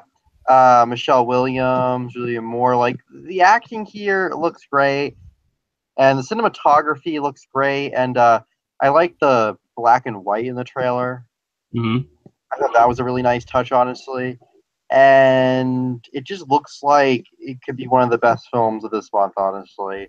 It definitely looks like one of the better ones, and it looks just, I really like the premise, and yeah, I'm really looking forward to this. This is definitely one of my most anticipated films of October, and I think this has a lot of potential, and I'm hearing a lot of great things about it, so that's cool. All right, guys. So if you are looking forward to it, does come out on October 20th. I am so looking forward to this movie. Now we're going to get to another film that I don't think many people know about, but it is definitely a movie that I am excited for. Well, I know Nick's not excited for it, but we'll get into that in a little bit. But I myself am very excited for it. But Adam's actually introducing it. That film is Jungle. All right. I saw the trailer for this movie. I'm personally not very excited for this one. And the last thing I saw Daniel Radcliffe in was actually, you guys know I love this movie, Swiss Army Man. Mm-hmm. He was amazing in that movie. Here, though, I don't know. This movie just looks not that great to me. When I just watched the trailer the whole time, I was just like, I don't know. I'm not really that excited for this. Daniel Radcliffe just looks okay in it to me, and I don't know. It just looks meh. Not really a whole ton to say about this, honestly. All right, so Jungle, I am very interested in this movie for sure. Coming off, Daniel Radcliffe coming off the heels of just a career best performance in Swiss Army Man, truly it was.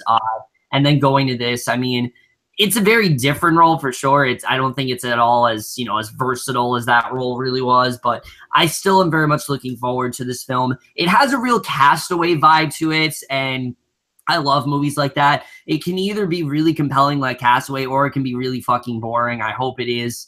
actually really interesting. Daniel Radcliffe, like I said, he looks really good here. Just in general, I'm looking forward to this movie. I'm hoping this is really something good, and yeah.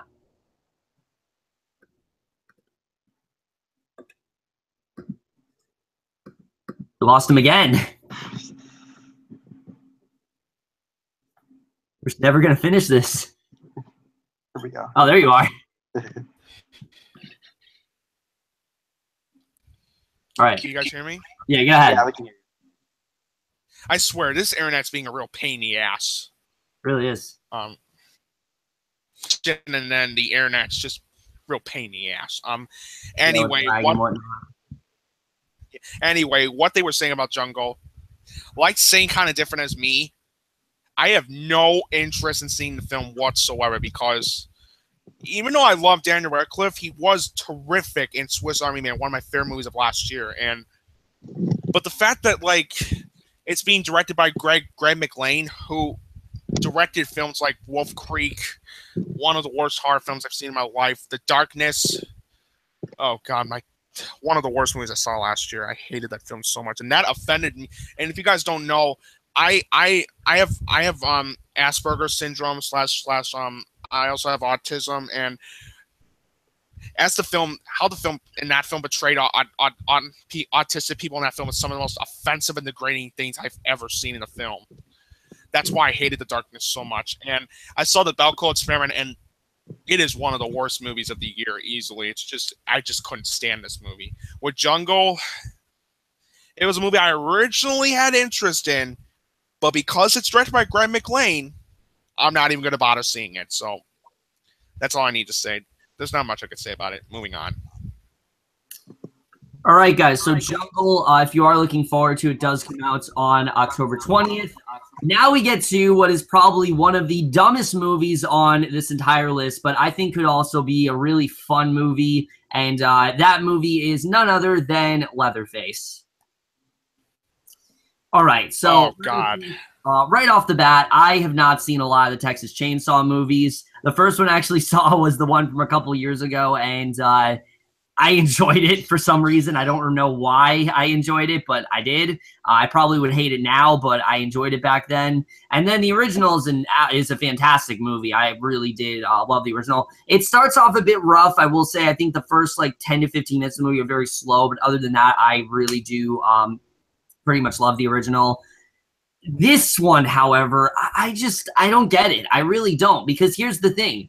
They're calling this the origin story for Leatherface, but we already got that years ago for the remake. And I understand, this is the remake, so this is the origin story for the original movie. That makes no goddamn sense. It really doesn't. It just seems like this is just a desperate ploy to keep the Leatherface character around and be like, oh yeah, he's still around. We're still making movies. I mean, people have said this with Cult of Chucky, and I would say this for Leatherface, that this is just a marketing ploy to make sure they keep the character alive, to make sure they can still do things with the character, and it just looks really dumb. Adam and I did a trailer reaction for this, and we were pretty much just laughing our asses off the entire time. It looks really dumb, really stupid. It doesn't look necessarily like anything I'm going to absolutely despise. It just looks like something that's really dumb and ridiculous, and I don't really know what to say about this. I've heard literally just awful things about this movie. I haven't heard a single positive thing from anyone about this. This movie has just gotten completely destroyed by critics, and I'm interested in seeing how this turns out, but I'm really not expecting anything good at all. But yeah, that's all I really have to say. Excuse me. Yeah. I did the trailer reaction with Kevin, as Kevin just said, and this looks terrible to me. I haven't seen any of the other ones in the Texas Chainsaw Massacre. I haven't seen a single one of the previous ones. Mm-hmm. Not even the originals, I know. But yeah, this just looks really cheap and just bad, and just the acting looks bad, and it's just, I don't know. It just looks really dumb. That's really the best way to describe this. It just looks really dumb. I don't really know why they're still doing these films. I don't know. It just looks really stupid. I just.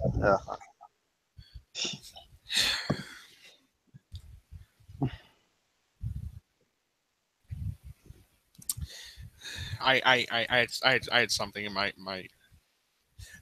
mouth, so I do apologize for that. But anyway, I also saw the trailer for that, and God, what a terrible trailer! I just like same kind of different as me and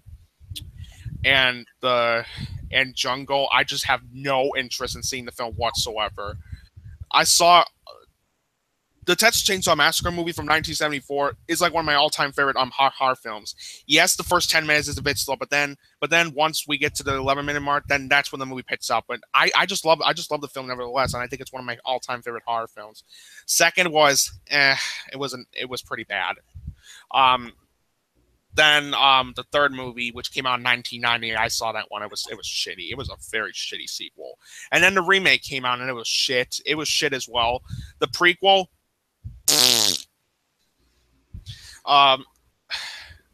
And then Texas Chainsaw 3D. Good God, I hated that film so much.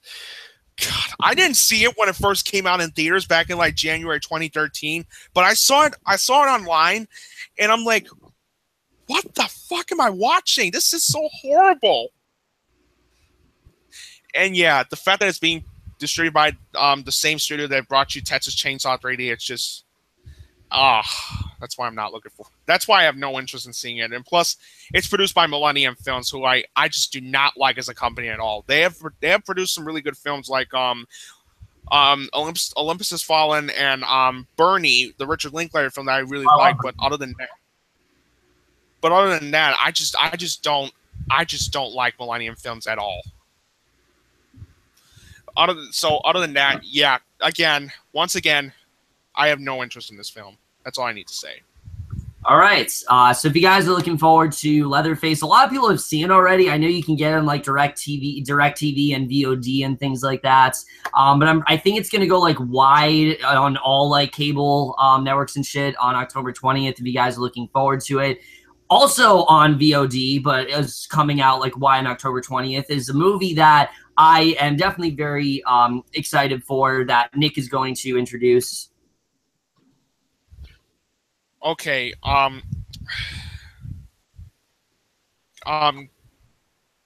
What is that film again? I'm trying to remember. Killing Gunther.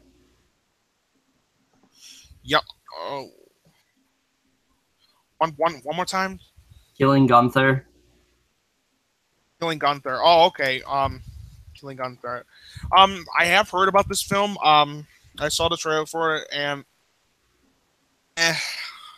I'm just not. I just have no interest. I don't have any interest in seeing this one. But it does star Arnold Schwarzenegger, which I do like as an actor. Basically, the story involves like professional assassins join forces to try and kill the world's best hitman. Honestly, there's not much I can say about this one. It's same thing with same kind of different as me, Jungle and Leatherface. I just don't have any interest in the film, so that's all I need to say. All right, so for me, Killing Gunther, I was definitely looking forward to this. Again, this is another one, the 22 Tiger dude, love you, man. I would not have known that this movie was actually coming out, and I did trailer reaction for this, and this just looks really fun, honestly. It looks like the director, I can't think of his name right now, but he really looks like he's just not really taking this seriously at all. He's just really just kind of just going this ridiculous tone with this movie. And it looks like a lot of fun for sure. You put Arnold Schwarzenegger in anything, it's bound to be at least somewhat entertaining. And I think this looks like a hell of a lot of fun. And I really do hope that this is a very fun film. That's really all I want it to be. I just really want a fun film here, and that's really it. Yeah, this, like Kevin said, this just looks like complete stupid fun. It looks like it's they're trying to do here, and it looks like it's gonna work as just a stupid fun movie. Like the trailer had me laughing. It looks like just a fun movie to like just watch and just laugh at, and for its like stupidity and shit. And like Arnold Schwarzenegger saying lines that he said in like some of his older films was pretty cool. Saying some of his favorite, saying some of his most famous things he said, like "I'll be back" and stuff like that. So yeah, this looks like a lot of fun. I'm definitely looking forward to this, and So yeah, I'm excited to check it out and just most hopefully laugh at it. All right, guys. So Killing Gunther, it does come out on October 20th if you guys are interested in it. You can actually get it right now on Amazon for like $10. I just saw that. If you guys want to do that, you can. But definitely looking forward to that one. Now we're going to go to October 27th, which we're nearing the end here, guys. If you guys are bored, don't worry. We only got like 4 movies left to talk about. We're nearing the end here. And this is a movie that I definitely am very interested in that does not look like shit, and Adam is going to introduce. Suburbicon. All right. Yeah, I saw a trailer for this one before we did this, and I think it looks okay, honestly. Matt Damon looks really good in it and stuff, and the cinematography looks great. But like a lot of movies on here, the trailer as a whole, like, just didn't really do a whole ton for me. I kind of just watched it and just mainly forgot about it. I'm hearing from like early reviews that it's just okay. Like I know like it currently has like a 41% or something like that. So I don't know. So yeah, I just think it looks okay, and hopefully it surprises me. So yeah. All right, so Suburbicon for me, I've seen this trailer so many times. Literally, just like Adam said, whenever he sees the trailer for Geostorm, I see this trailer for like every movie I see. Every movie I see, they play the trailer for Suburbicon. I'm surprised I'm not tired by it at this point because it's a really fun trailer. I like what we have here. You know, it's written by the Coen brothers, directed by George Clooney. And I think this definitely does have a lot of potential here. It kind of reminds me of Pleasantville a little bit, where you got this town that looks pretty perfect and everyone's just so nice to each other and so innocent. But then one event kind of happens and it just kind of darkens everything. And then next second you have fucking Julianne Moore asking someone for coffee, but then like slipping like cyanide into it. I mean, this movie just looks like a lot of fun. I'm really hoping that this is just really a silly film. Hopefully it has some heart to it as well, but I definitely am looking forward to this. I think this definitely has a lot of potential for sure. Like I said, I'm surprised I'm not taking the trailer by now, but Suburbicon, definitely looking forward to this one. And yeah. Well, I saw the trailer for this like 2 to 3 times. 2 to 3 times. I remember seeing one at Mother and the other one at Wind River. I don't know which other film I saw. I saw the trailer for Mother, for Suburbicon, but to me, I think this looks like this has a lot of potential to be a really, really good film.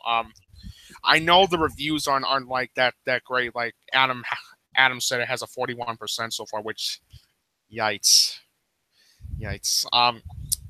But watching the trailer for Suburbicon, it does it does remind me a bit of Pleasantville, but there's another film that it actually reminded me of that that is one of my all-time favorite films. It reminds me so much of the film Blue Velvet.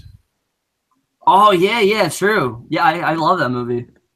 Me too. It's one of my all-time favorites. And it's like my favorite David Lynch film. It's like my favorite David Lynch film. Mulholland Drive comes a close second. I also love that film too. Mulholland Drive's mine. Totally understandable. I understand why it would be everybody's favorite because it is a masterfully directed film. Yeah, for sure. But yes, watching Suburbicon gave me that Blue Velvet and Pleasantville vibe. But the reason I'm also looking forward to this is because not only is George Clooney directing the film, but one of the 4 writers is the Coen brothers. Mm-hmm. Actually 2 of the writers. And I love the Coen brothers, and I think they have a lot of, they're really talented. I mean, if you haven't seen films like Miller's Crossing, or films like The Big Lebowski, Fargo, No Country for Old Men, I don't know what you're doing. Go watch these films right away. They prove to be one of the best filmmakers and writers working today. It's just so when I heard that they're actually 2 of the writers of the script, I'm just like sold. Yeah, I'm really excited for the film. I'm really looking forward to seeing Suburbicon. I might go in with a bit low expectations though because of the reviews, but as I said, I'm hoping it's like a good film at least. So even if it is not great, I'm just at least hoping for a good film. That's all I have to say. All right, guys. So Suburbicon, if you guys do want to see it, does come out October 27th. It was originally supposed to come out, I believe, in November, but they moved it to October. I definitely am, like I said, really looking forward to this one. And then the next movie we have here, like I said, there are two Miles Teller films that are coming out this month. And this to me looks like the best of the bunch. And that is Thank You for Your Service. All right, so thank you for your service. This is a movie that I am definitely very much looking forward to. You guys know me, I'm not the hugest fan of war films and things like that, but this one looks less like a war film and more about kind of like what a soldier goes through, like when they're out of the war, how people respond to them. I mean, my dad has told, my dad has told me he's actually, in the military and things like that.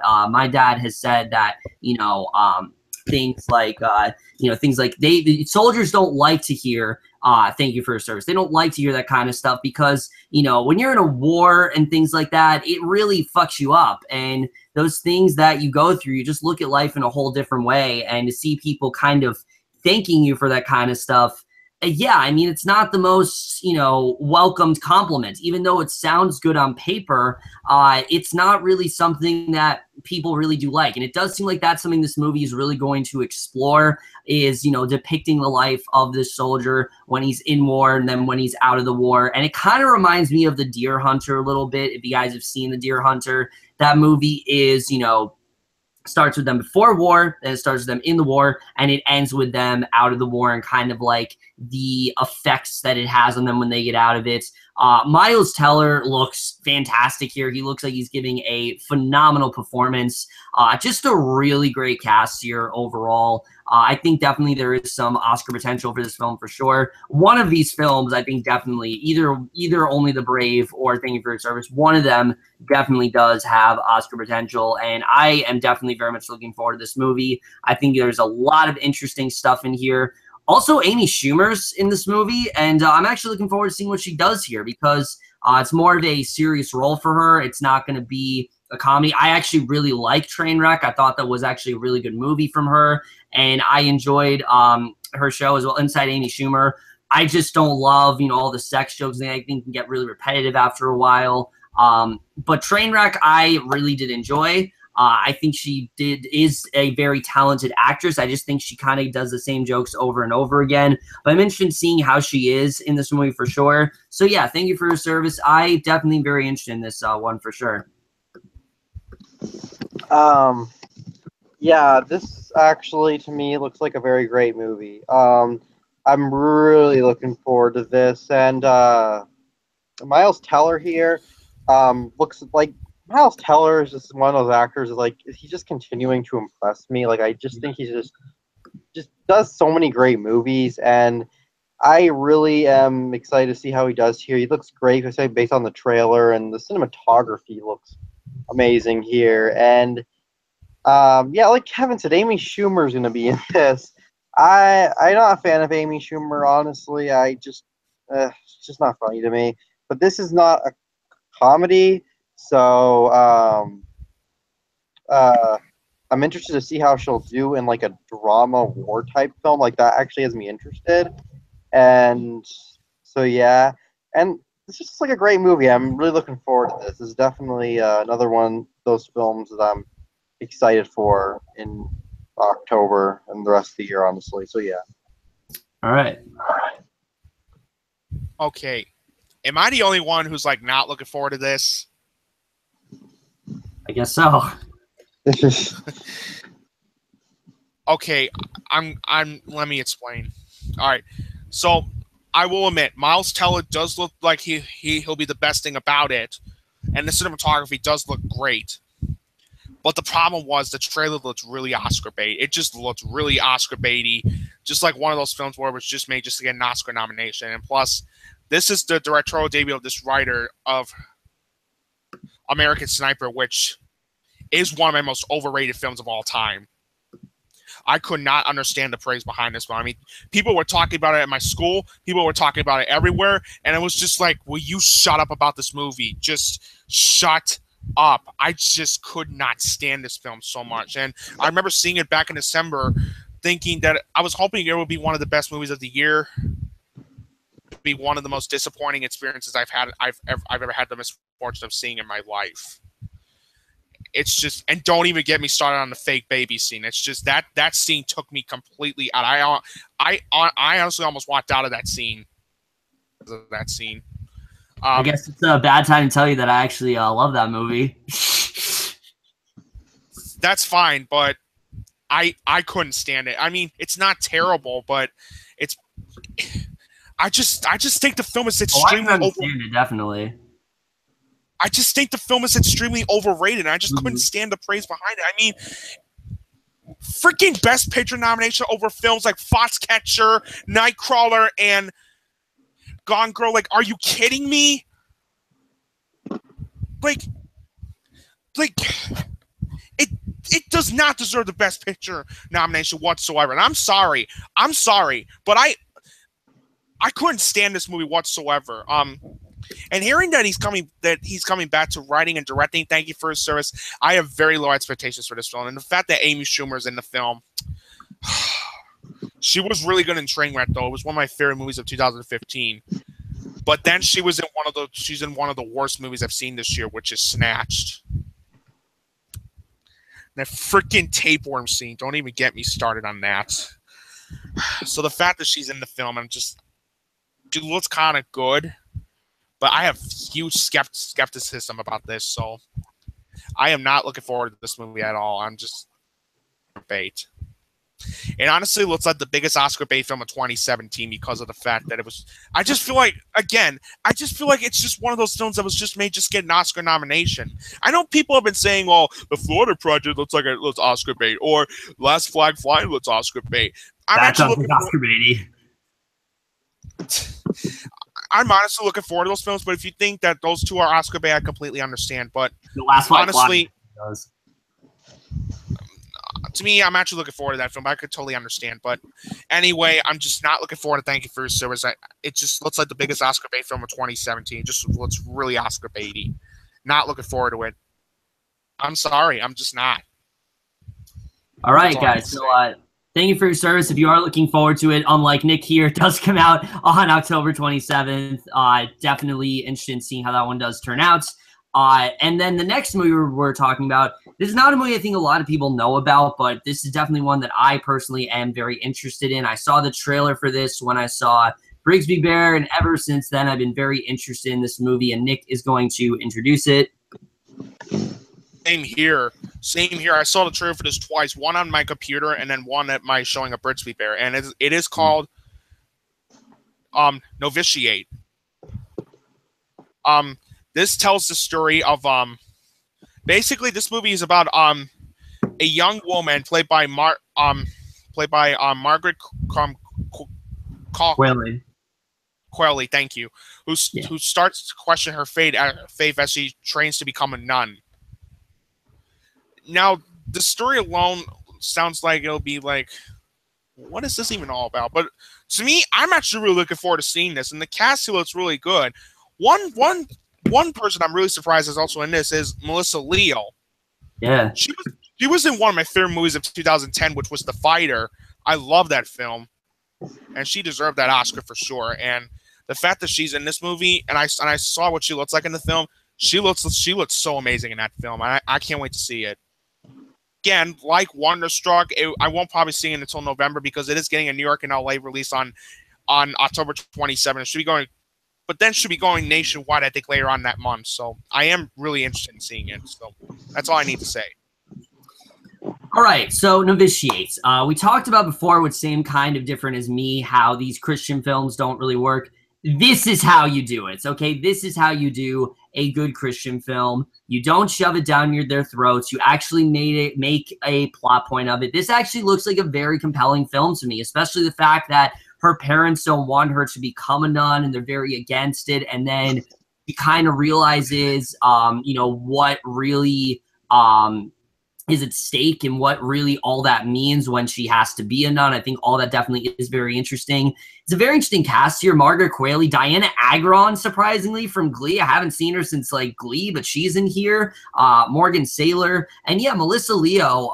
It's really cool to see her in here. Margaret Qualley, I've always really loved, not just because she's drop dead gorgeous, but also because everything I've seen her in, I think she's absolutely fantastic. Especially, you know, The Leftovers, of course. That's definitely something I loved her in. Also, Nice Guys, she was great in that. And I think this is really going to be the film that puts her on the map for sure. I think a lot of people are going to talk about Margaret Qualley after this movie, and rightfully so, because she's a fantastic actress. And I even liked her in Death Note. Didn't love the character, but I liked her performance in Death Note. I thought she was definitely good in that. Wasn't like I said, not a fan of the character. I think the character was completely unnecessary. But I thought she definitely did a really good job in that film. Melissa Leo, I'm hearing amazing things about. I'm hearing people say that she's probably going to get Oscar nominated and all this kind of stuff. But just in general, I'm very interested in this movie. I think this definitely has a lot of potential for sure. And this kind of came out of nowhere for me. You know, I just kind of saw the trailer during Brigsby, and I'm really looking forward to it since then. So yeah, Novitiate, definitely very interested in seeing how this turns out. I also saw the trailer before Brigsby Bear. I guess we all did. Looks like I might be in a minority here. I'm not really looking forward to it that much, but I can see why someone would. Totally understand. Like I said, totally understand. Yeah, like the acting. The acting looks good and stuff, and the cinematography looks nice, but like I don't know. Like some other films on here, hate repeating this, but like I kind of watched the trailer and then I just kind of forgot about it, honestly. Mm-hmm. Like I didn't even really know what it was until like I checked it up and I'm like, oh yeah, now I remember. I saw the trailer before Brigsby Bear. So yeah, it just doesn't look that interesting to me. I'm not really as into these type of movies. So yeah, it doesn't look bad to me. Just not that interesting, but. Who knows? Maybe it'll surprise me, and I'm hoping for the best with it. So yeah. All right. Can I just say something really quick? Can I just say something really quick? You know what's really great about Brigsby Bear and the trailer for Novitiate? When we first saw it, they're both released by Sony Pictures Classics, which I love so much. Yeah, that's cool. Yeah. All right, guys, so Novitiate, if you guys are looking forward to, does come out on October 27th.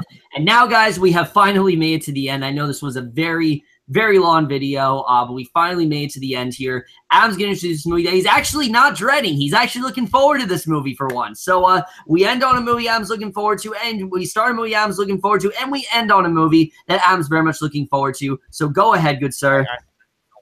It's a film I know a lot of people aren't really looking forward to. I can understand why. But that film is Jigsaw. Yeah.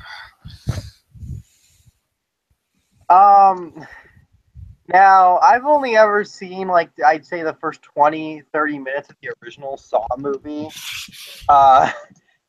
Like, a while ago. I still got to finish that one eventually. And I got to watch the other ones. But, based on the trailer for this, something about it, it just looks fun to me, honestly. Just the music choice. I like the music they were playing in the trailer. I thought it like just fit the vibe very well. I just really like the music. And the cinematography I just think looks gorgeous. It looks like it's a really like well shot film too. And I don't know. I just have a lot of faith in this one. I feel like I do have more faith than most people do. Is it necessary? No, but I'm still think this one looks like they're just gonna have fun with it and they're not gonna take it too seriously, and it looks like just a good time to me. Like I am really looking forward to this, honestly. All right, so I actually concur 100% with you. Maybe it's because I haven't seen the other Saw films. I've only seen the first one, which I think is a fantastic movie. I really did love the first one. But I am going to watch the other ones. Adam and I are actually planning on collabing on those as well because neither of us have seen the other Saw films, so we're going to do that. So definitely look forward to that. But yeah, I would agree. I think this just looks like a really fun movie. It looks like something they're not really taking too seriously.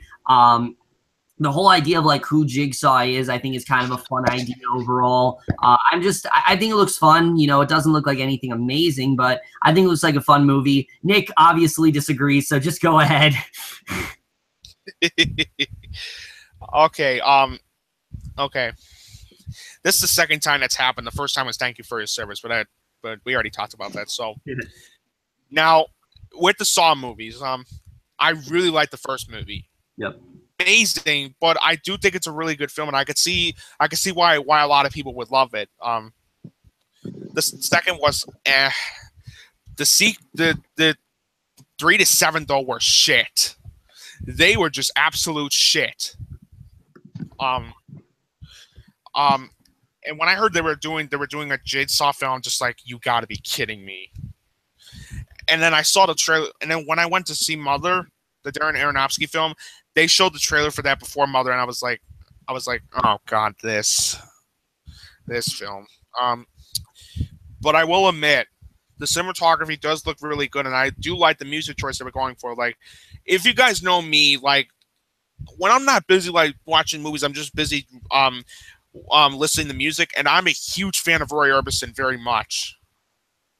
I just love listening to Roy Orbison, and when I heard Running Scared in the trailer, I was like, that was actually pretty clever, because I love that song so much. But other than that, it just, I get this is supposed to be like a movie you're not supposed to take seriously, and you're just supposed to have fun with it, but I just feel like the guys behind this just like resurrected the Saw franchise and just did it as like a cash cow thing. Just milk. But if you guys are interested in seeing, if you guys are excited for this, I can understand why. To me, I'm just in the minority of it, and I'm just not looking forward to it. That being said, though, it does look better than some of the other films on my least anticipated films of October list, like Geostorm, Happy Death Day, and of course, Boo to a Madea Halloween, which we already talked about. But anyway, right, I know. But anyway, I might be in the minority.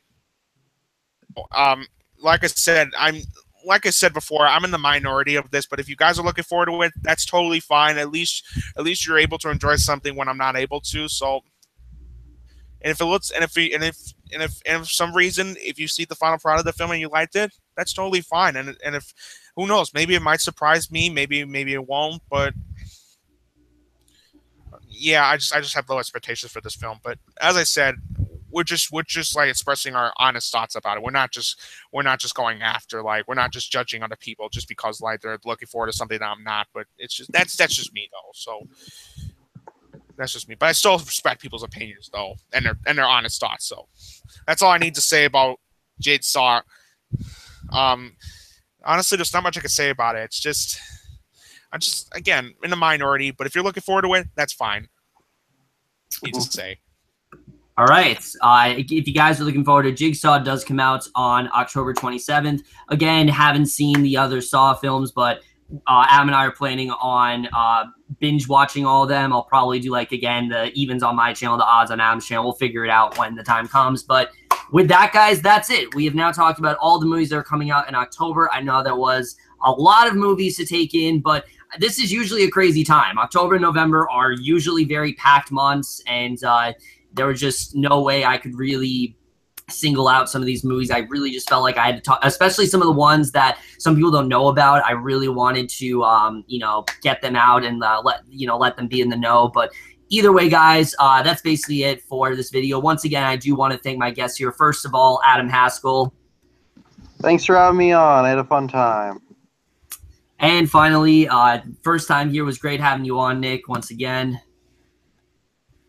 Thanks for being on. Thanks for having me on your podcast, and be sure to subscribe to my channel if you want to see some cool stuff I have on here. I usually do some movie reviews and podcasts, and as always, be sure to subscribe to Kevin's channel and Adam Haskell's channel. Give them the love they absolutely deserve, and I'll hopefully see you guys next time on another podcast I'll be on. So, thank you. Yeah, I had Nick, a lot of fun. you'll probably see Nick again in December when we do like the December movie preview clusterfuck, as I call it, when we all come together. But you guys will see what I'm talking about when we do that. Either way, guys, that's it for this video. Hope you guys enjoyed it. Let me know what movies you're looking forward to in October, what movies you're dreading, all that kind of stuff. Again, you know, thank you guys for watching. Again, I know this is very long. Whoever's still in the chats, thank you for commenting throughout this. You know, 22 Tiger Dude, Brian Mendoza, very much appreciate, guys. But that's it for this video. Hope you guys enjoyed it. We'll see you guys in my next video, and I will see you guys for that. Okay, bye. Fuck you, Tyler Perry.